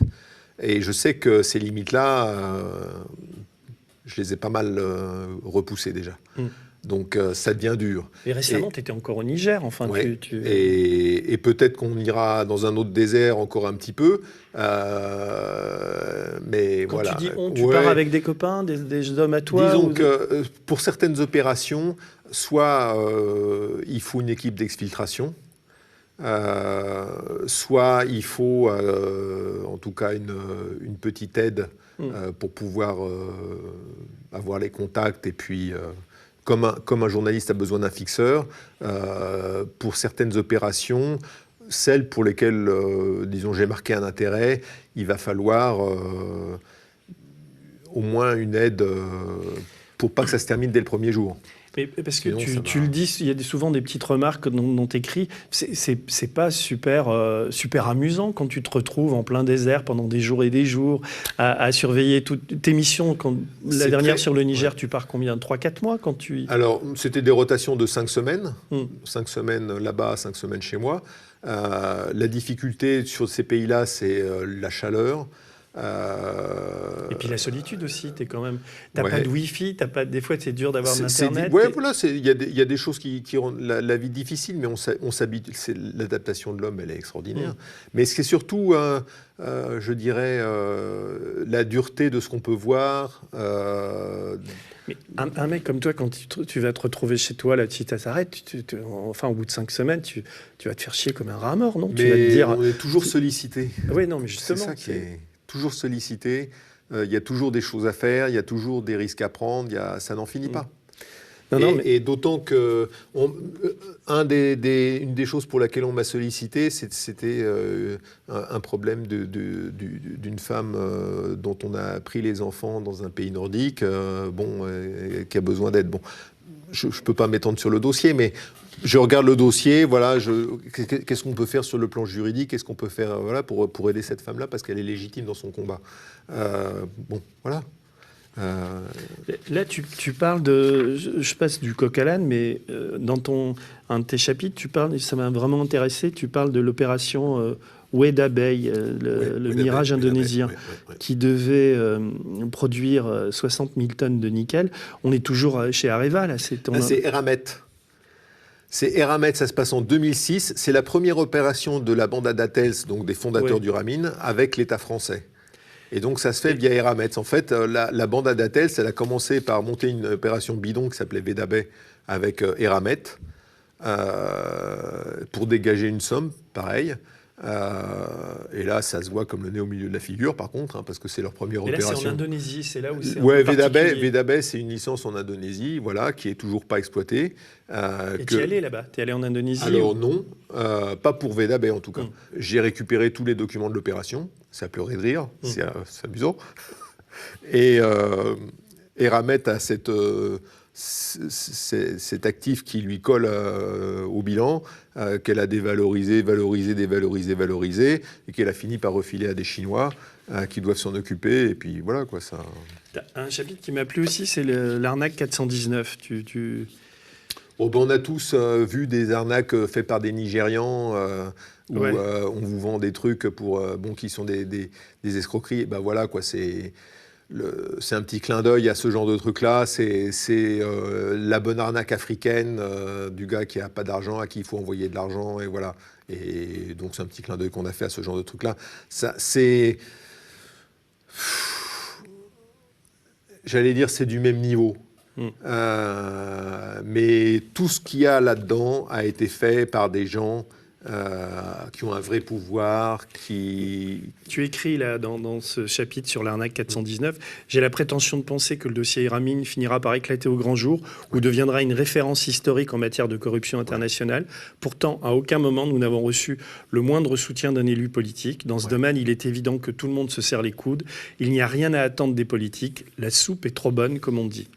Ouais, ça partage. Et pourtant, tu dis que ça va éclater. Ça partage, ouais. Parce qu'on a pu internationaliser l'affaire, donc on ne peut plus l'étouffer. À partir du moment où j'ai envoyé le dossier au FBI, j'ai envoyé le dossier à la NRC, que j'ai un volet britannique que je commence à travailler sérieusement, qui implique un lord britannique, et qui n'est pas n'importe lequel. Mais la question que tu poses et que je te pose, et que les gens aimeraient une réponse, si possible, mais c'est où est passé l'argent? On va pas diffamer, on va pas. Mais est-ce que tu peux? Donc tu dis ça a coûté 4,5, mais il y a au moins 1,8 milliard au début. Mais où est passé ce fric? Et il a enrichi qui? Alors il a transité par les Bahamas, Monaco, le Qatar. Il y a un document sur lequel on travaille en ce moment que je ne peux pas révéler, mais qui est le document par lequel on voit comment l'argent et le creuset qui a été fait et les vrais bénéficiaires. Il y a les réseaux de blanchiment qu'on a bien étudiés, sur lesquels on avance bien. Le lien a été fait, et ça c'est un scoop, le lien a été fait entre le réseau des Dubai Papers et l'affaire Ramin, et ça se travaille. Et parce que les Dubai Papers sont sortis, mais d'une manière très, on va dire, on peut dire édulcorée ou parcellaire. Le Nouvel Obs avait sorti. Voilà, mais en fait, le Nouvel Obs a vu que, je dirais, 20%, même pas de la réalité, quoi, de ce qui était intéressant. Donc, on n'a pas parlé des mystères de la Democrat Connection. Alors, je te lis. En ce début de printemps 2018, je suis en mission quelque part dans une zone désertique en Afrique. J'aime bien ça parce que tu penses à quelqu'un que j'aime beaucoup, qui est Charles de Foucault, un vrai maître qui a passé 12 ans à étudier les Touaregs sans aucun soutien ni aide. Et ce n'est pas son seul titre de gloire. Il faut avoir la peau chauffée par le soleil du Sahel pour comprendre combien cet homme a dû souffrir de tout, y compris de l'isolement. Je ne peux vous décrire comment notre défense fait son renseignement aujourd'hui, mais je n'ai pas croisé d'homme de cette trempe, et ce que je vois me rend plutôt agressif. Je me calme en me replongeant dans le dossier Areva, malgré une connexion Internet défaillante. Soudain, une certaine joie m'envahit. On t'imagine en plein désert, en train de te marrer. Enfin, je veux dire, je viens enfin de comprendre les tenants et les aboutissants des affaires américaines d'Areva. Je suis pris aussi d'un peu de vertige. Ce que j'ai découvert est énorme, et au moins aussi grave que le scandale Uramine. Ouais. Peut-être même plus grave. Donc là tu es dans un désert, on imagine au Niger ou ailleurs. Et à un moment, c'est comme le Eureka, j'ai trouvé. L'illumination. Et là, ça fait quand même du bien parce que, en fait, on absorbe énormément d'informations et finalement, le pulse se fait. Et on arrive à voir l'image de ce qu'on... le lien entre les informations et ça déroule. Et on trouve l'affaire Osra qui est... peut-être plus grave, parce que la corruption de l'administration américaine, quand même. La corruption de l'administration américaine. Mais ça, tu le découvres comment ? En fouillant dans... Enfin, t'es sur Internet, là où... Il y a des éléments mais très parcellés. On parle de lignes dans un document de référence. Donc, un document qui fait 300 pages, il y a une ligne, quelques mots. Et chaque année, comme ça, il faut les faire tous pour avoir le petit bout de ligne. Il y a des éléments photos et vidéos. Il y a des documents qui sont enregistrés aux États-Unis. Donc tout ça, les États-Unis ont quelque chose de remarquable, et qu'on n'a pas en France, ça s'appelle le FOIA, ça s'appelle le Freedom of Information Act. C'est une loi qui permet à n'importe qui d'obtenir la correspondance entre l'administration américaine et une société, si c'est d'intérêt public, pour résumer. Oui. C'est pour ça que quand, par exemple, Boeing a eu ses problèmes avec les avions qui sont tombés récemment, je ne me souviens plus quelle classe d'avion c'est, mais les avions... Tous les emails de Boeing avec l'administration ont été publics. Et on a vu comment ça se passait, à Téhéran. On aimerait bien qu'il y ait la même chose avec Airbus et l'administration européenne ou l'administration française. Et ça n'arrivera jamais. Parce qu'on n'a pas le Freedom of Information Act, le FOIA. On pourrait l'avoir d'ailleurs, ça ne doit pas être si compliqué. Non, parce que nous, on a le secret des affaires. Ouais. Non, mais je sais, mais... Ah ben voilà. Pourquoi le contribuable américain a le FOIA et le contribuable français a le secret des affaires ? Parce que la démocratie américaine, malgré Trump, fonctionne un peu mieux que la démocratie française. C'est clair. La justice coûte cher, mais on peut instruire. Et on peut instruire quand on est journaliste. Quand on est journaliste, on est quand même pas mal protégé aux États-Unis. Plus qu'ici. Plus qu'ici. Moi, je serais riche aujourd'hui si j'étais aux États-Unis. Voilà. Avec l'Airstream. Les lanceurs d'alerte sont rémunérés dans le cadre des affaires de corruption, etc. Ce qui n'a jamais été mon cas. Moi, je n'ai pas touché un centime, mais je n'en demande pas, d'ailleurs. Tu t'es enrichi sur le dos de l'Angleterre. Voilà, il y a longtemps. En revanche, c'est vrai que là où je leur donne tort, quand je vois le procès Assange, bah oui. C'est un drame. Et même le militaire qui avait donné des données, un jeune militaire qui avait donné qui a changé de sexe. Chelsea. Oui, enfin bref.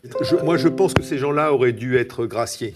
Ils auraient dû peut-être être condamnés pour le principe, mais graciés après, de même que Assange. Parce que l'air de rien, il a montré au travers de Wikileaks comment fonctionnait la diplomatie américaine, l'administration américaine. Et dans les dossiers qui ont été publiés, il y a des choses qui ont intéressé des partenaires étrangers, dans le bon sens du terme, qui ont permis de résoudre des affaires.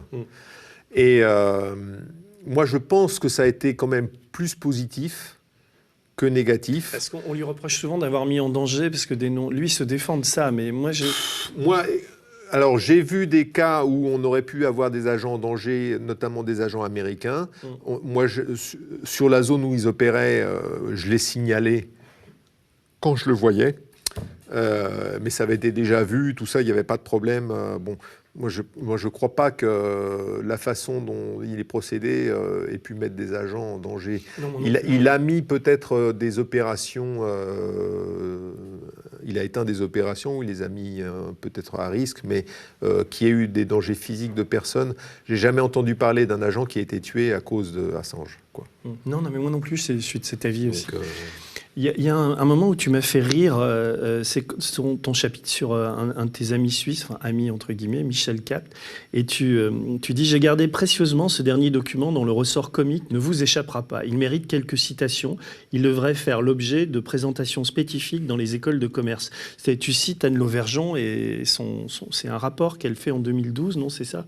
Et alors, à propos de la rentabilité d'Areva, elle dit « Pour Areva, atteindre et maintenir un niveau élevé de rentabilité constitue un devoir à l'égard de ses actionnaires, de ses salariés, comme de l'ensemble de ses parties prenantes. » Elle invoque leur intégrité, alors elle met entre guillemets, l'honnêteté, l'intégrité et la loyauté gouvernent en toutes circonstances les pratiques et les décisions d'Areva.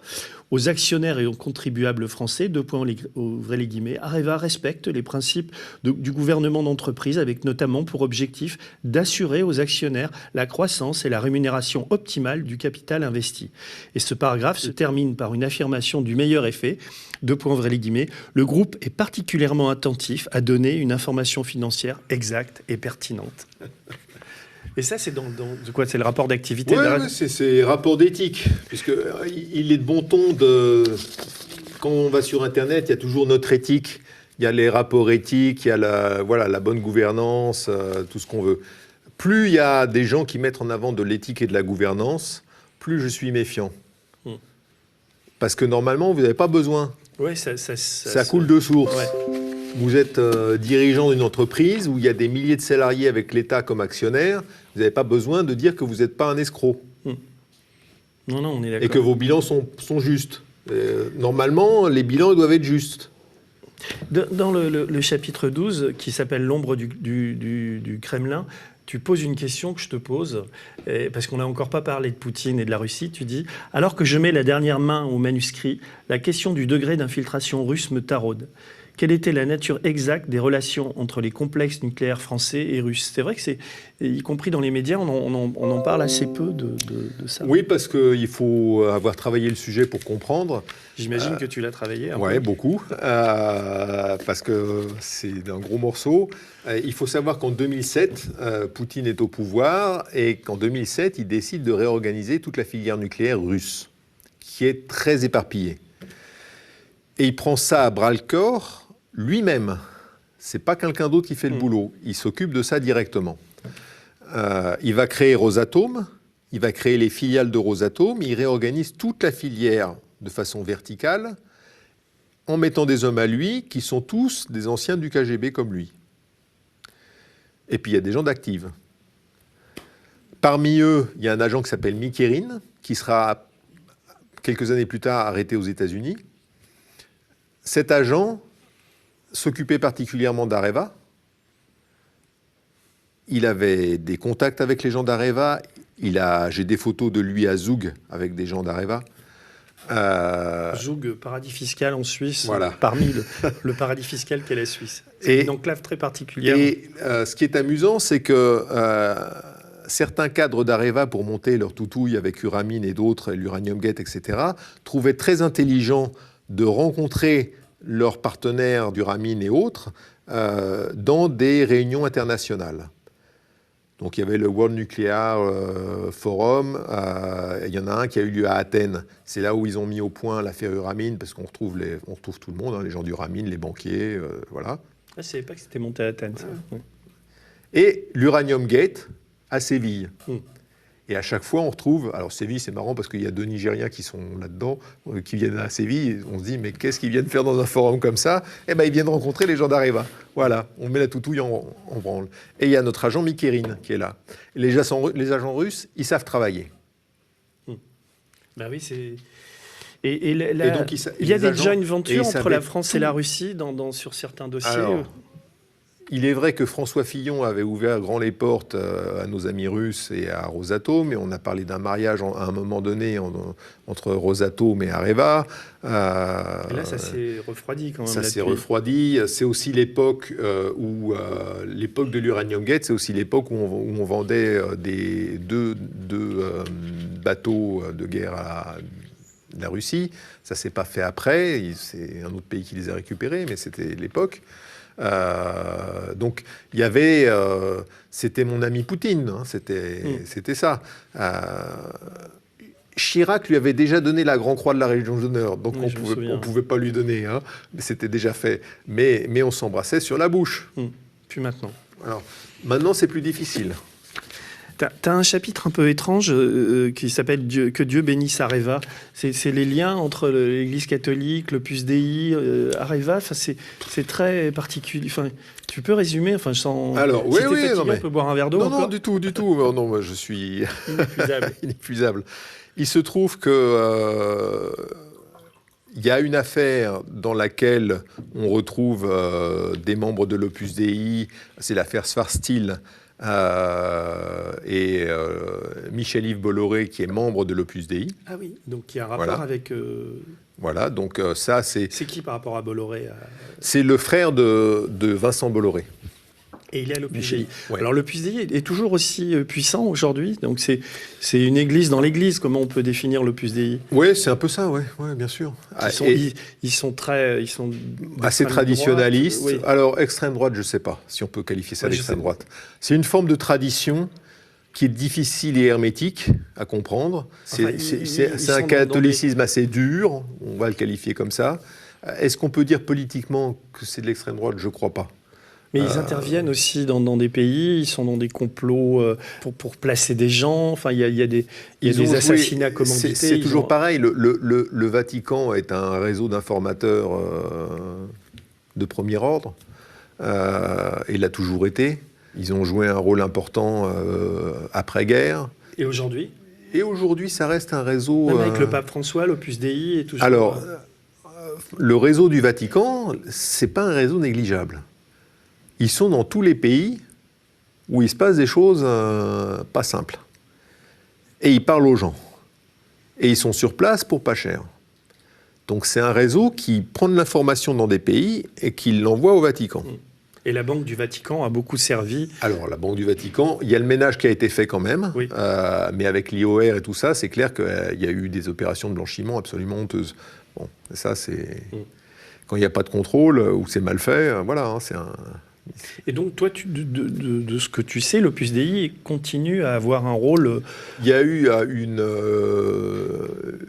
une partie du personnel d'Areva qui bénéficiait de salles de prière dans Areva, ce qui est quand même bizarre pour une société qui appartient à l'État, qui est des salles de prière, mais bon... Gérald Dabola est aussi très actif auprès du Vatican. C'est son droit. C'était le numéro 2 d'Areva.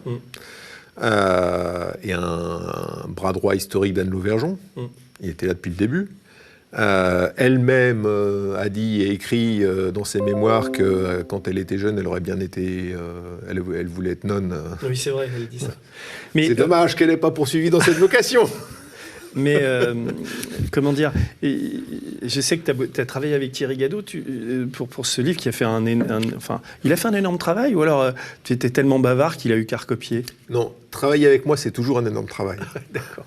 Non, mais c'est toujours, je pense qu'il doit se flageller tous les jours de m'avoir serré la main une fois. Non, je crois pas, parce que je suis sûr... Non, mais sur ce chapitre-là, je suis un peu resté sur ma faim, moi, sur le... Je me dis qu'il y a sans doute... Mais bon, il y a sans doute des trucs à gratter encore sur les liens entre l'Église catholique et bah, y a surtout, il fallait surtout instruire l'affaire Svartskil, qui a été très très bien documentée, avec Jean-François Victor notamment, qui a fait un travail remarquable de témoignage, et qui n'a pas été suivi les poursuites n'ont pas eu lieu. Ouais. Voilà. Comme d'habitude. Comme d'habitude. Alors, vers la fin, il faut dire qu'aujourd'hui, Areva s'appelle Orano. Et là, je te cite encore, tu dis « Au fond de mon désert des Tartares, où je passe la moitié de l'année pour surveiller quelques actifs pétroliers, j'ai pas mal de temps libre. quand un accident routier entre deux andouilles qui ont refusé de s'écarter pour laisser passer l'autre sur une piste désertique ou un assassinat dans un village ne m'oblige pas à faire la police ou à assurer l'évacuation médicale d'un salarié. Là, tu diras à Thierry Gadot qu'il faut mettre des points parce que les phrases sont un peu longues quand même. Je suis en train de le chambrer là. Malgré la faible connexion au monde via Internet, j'ai donc le temps, voici ce que je te disais tout à l'heure, pour me plonger dans ma lecture favorite, celle des rapports annuels d'Areva. Et là, ce que je voudrais savoir, c'est aujourd'hui avec Orano, où on en est sur tout ça. Qu'est-ce qui se passe? Est-ce qu'il y a un ménage un petit peu qui a été fait? Est-ce que tu as des contacts avec eux? Donc, il y a des choses qu'il faut voir. C'est que Areva était coté en bourse. Ouais. Il y a un rapport qui a été fait pour pouvoir sortir Areva de la bourse à une valeur donnée, pour pouvoir payer les actionnaires. Et dire, voilà, ce que votre action, elle vaut tant. Et cette valeur-là, elle est attestée par le cabinet Finexsi qui a fait son rapport. Ce rapport, et je peux le dire sans aucun problème devant une caméra, c'est une blague. Il est faux à différents endroits de façon grossière. Il date de quand, ce rapport? Oh, il date de 2016, quelque chose comme ça. C'est juste pour la privatisation, pour le changement de, voilà, de statut. Changement de statut. Le sortie de la cote d'Areva.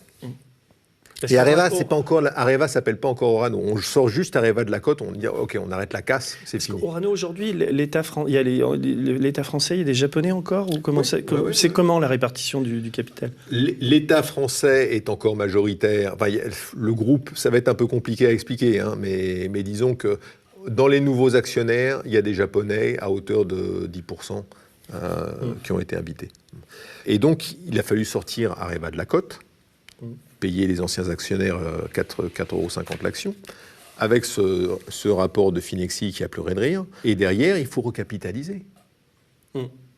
C'est là où Et c'est là où il faut trouver des braves partenaires étrangers qui ne vont pas trop regarder ce qui se passe et qui vont faire confiance à l'État français et à sa signature. Et on continue. Et on continue à leur mentir. Oui, parce qu'il y a les EPR qui sont en train de se casser la gueule. Il n'y a pas que ça. Il n'y a pas que ça. Il y a le projet Eagle Rock aux États-Unis. C'est quoi Eagle Rock? Eagle Rock, c'est un projet de construction d'une infrastructure aux États-Unis. Et nucléaire. Oui. Que Obama connaît très bien. Parce qu'il a touché des. Parce que c'est lui qui a autorisé un prêt de 2 milliards de dollars en faveur d'Areva, alors qu'Areva était parti en vrac. Donc 2 milliards de dollars en faveur d'Areva, juste après l'affaire Osra. Enfin, un prêt dont Areva pouvait bénéficier.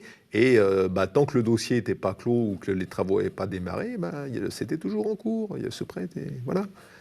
J'ai 2 mails qui mentionnent stricto sensu que POTUS, donc POTUS, ça veut dire President of the United States, POTUS donne son accord pour ce prêt, alors que tout le monde n'est pas d'accord. Les autres lui disent non, il ne faut pas le faire. Il y a un problème. POTUS, il dit oui. On ne la connaît pas, cette facette-là d'Obama. Non. Eh ben voilà. Et ça, c'est sorti aux États-Unis un peu? Il y a eu quelques papiers, il n'y a eu pas encore? L'administration américaine est parfaitement consciente. Les 2 documents dont je parle, les 2 emails, ont été validés par des juges. Des juges aux États-Unis? Oui. Pourquoi? Donc il y a un dossier, parce il y a une enquête. Il y a eu un procès, le procès Solyndra, et ces 2 emails ça font partie des archives du procès Solyndra. Et donc les 2 emails ont été validés par des juges. D'accord. Donc les affaires continuent chez Areva. On arrive à la fin, tu vois, j'ai 2 post-it encore. Il y en a un, ton chapitre 16, tu l'as intitulé « Le grand capharnaüm de l'échec français ». Et je te cite, tu reviens sur Areva, enfin tu dis le désastre que c'est. De par ses statuts, le groupe Areva avait droit du soutien de tous les services de l'État, ce qui inclut les services de Bercy, ceux de la DCRI, ceux de la DGSI, ce que tu disais. Par conséquent, cette affaire est aussi celle de la corruption de l'administration française. Oui. En 2008, le président Sarkozy demande à Bernard Schwarzenegger de créer un FBI à la française. Hélas, notre squale national connaît mieux le milieu corse que les enseignants de Quantico. Quantico, c'est le camp d'entraînement du FBI en Virginie. Ouais. Il va par ailleurs... Tu y allais ? Je connais bien. Et en fait, ce qu'il faut savoir, c'est que les agents fédéraux, ils ont un tronc commun, on va dire, et qu'après, ils seront spécialisés. Et ça, c'est un vrai bonheur, parce qu'au moins, quand on a affaire à différentes agences, que ça soit ICE ou le FBI, tout ça, on a quand même des interlocuteurs de qualité et qui ont un niveau, voilà. Nous, on a Squarcini et Balkany, quoi. Parce que tu dis, il va par ailleurs choisir de Squarcini, quoi, qui crée ce FBI à la française. Hélas, notre squale nationale connaît mieux le milieu corse que les enseignants de Quantico. Il va d'ailleurs choisir de domicilier le siège de la DCRI à Levallois-Perret chez Balkany. Je me souviendrai toujours des yeux ronds de mon interlocuteur étranger quand je l'ai eu. C'était qui? Je te demande pas son nom, c'était un agent quelqu'un de... Oui, c'était un agent fédéral qui... Du FBI, alors. Un agent fédéral. Ouais. Il y en a des agences. Ouais. Alors, oui, quand tu lui expliques que le Balkany apparaît dans l'affaire Uramine et via la Centrafrique, c'est du délire quand même. Et en plus, il faut lui expliquer. On lui explique explique que voilà, il est maire de Levallois-Perret et qu'en tant que maire de Levallois-Perret, il est officier de police judiciaire. Et alors là, les yeux tombent, comme dans un dessin animé. Quand on lui dit voilà, en France, le maire est officier de police judiciaire. Mais ça me fait plaisir de t'entendre dire ça, parce que des fois, quand tu discutes avec des gens ou même des politiques et tout, tu leur dis que la France est un État très très corrompu, quoi. C'est la phrase de Branco, ils sont pas corrompus, ils sont la corruption, quoi. Il y a une sorte de corruption endémique quand même dans ce pays. Qui s'est infiltrée. Et ça empire. Alors quand tu dis ça, tu passes pour un affreux déclinologue ou un mec qui va faire monter l'extrême droite. C'est le principe de l'eau et du château de sable. L'eau arrive sur le château de sable, ça commence par la base. Et puis ça commence à humidifier les murs. Et puis au bout d'un moment, le château de sable, il tombe. Voilà. Donc l'eau, elle est là. L'eau, on l'a dans les douves du château de sable.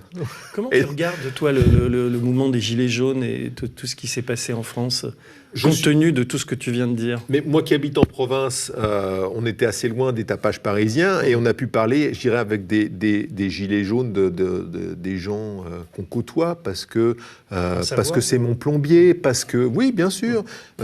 Et donc on parle aux gens. Et pourquoi vous avez cette souffrance? Pourquoi vous avez ces difficultés? Parce que c'est difficile de vivre, qu'ils font beaucoup d'heures de travail, ils n'ont pas la rémunération qui va avec, parce qu'ils subissent aussi beaucoup la concurrence de tiers qui viennent de pays européens et qui n'ont pas les mêmes disons, coûts à supporter. Mon plombier, qui est quelqu'un d'adorable et qui est un très bon professionnel, il me dit, mais voilà, moi je subis les travailleurs détachés.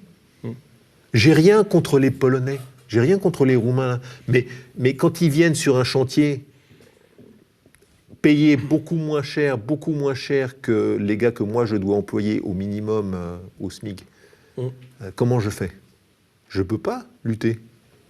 Donc moi je fais beaucoup plus d'heures de travail pour faire vivre ma famille, alors que je suis chez moi, je suis légitime. Et je comprends cette souffrance-là. Les gens, ils ne veulent pas forcément du gilet jaune, ils veulent qu'on les entende, qu'il y ait quelqu'un qui écoute et ils ont mal.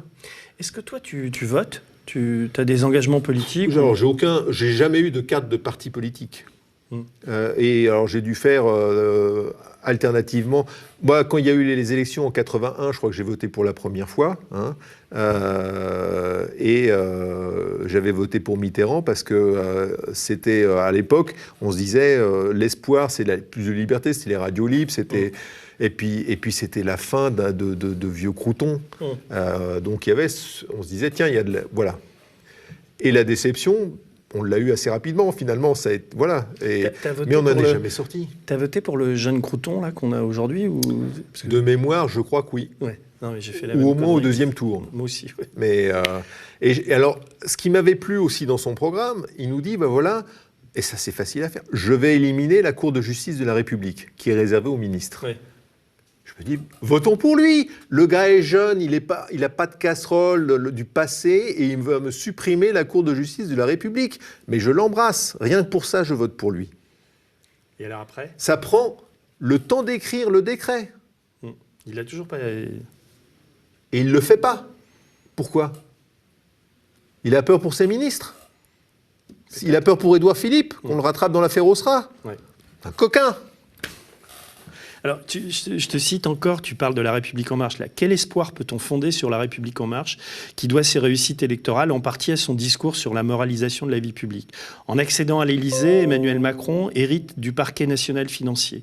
Comme le révèle le magazine Challenge en 2018, le PNF a infligé 1,2 milliard d'euros d'amende, tout dossier confondu, amende effectivement payée, et ce, en 4 ans d'existence. Certes, un dossier comme HSBC représente 300 millions d'euros à lui tout seul, mais on compte quand même un total de 478 procédures. Et là, on revient à ce que tu disais, qui décrit quand même assez tristement la France, mais le gouvernement laisse volontairement le budget du PNF à 4 petits millions d'euros. En Roumanie, la DNA, National Anti-Corruption Directorate, je ne le dis pas, créée en 2002, compte 22 millions de dollars de budget. On voit que la Roumanie, quand même, un pays un peu, qui a une réputation un peu pourrie, quoi. Taille, ouais.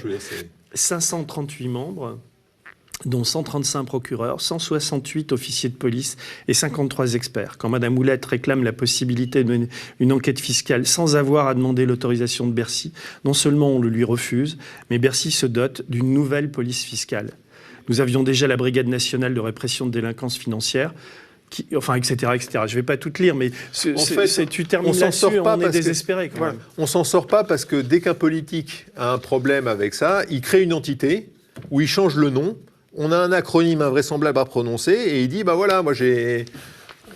Alors qu'en fait, la brigade financière, l'entité anticorruption dont le nom est imprononçable, oui. Tout ça pourrait être réuni dans une seule et même entité, faire une entité forte.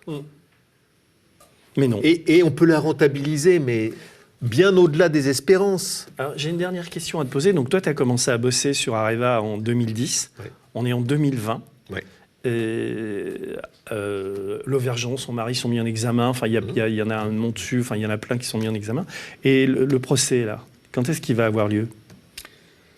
J'ai pas les dates. Alors, on n'a pas continué. Il y a différents volets. Il y a un volet qui reste toujours ouvert, c'est le volet corruption. Et donc, on travaille sur ce volet-là. Tu dis on?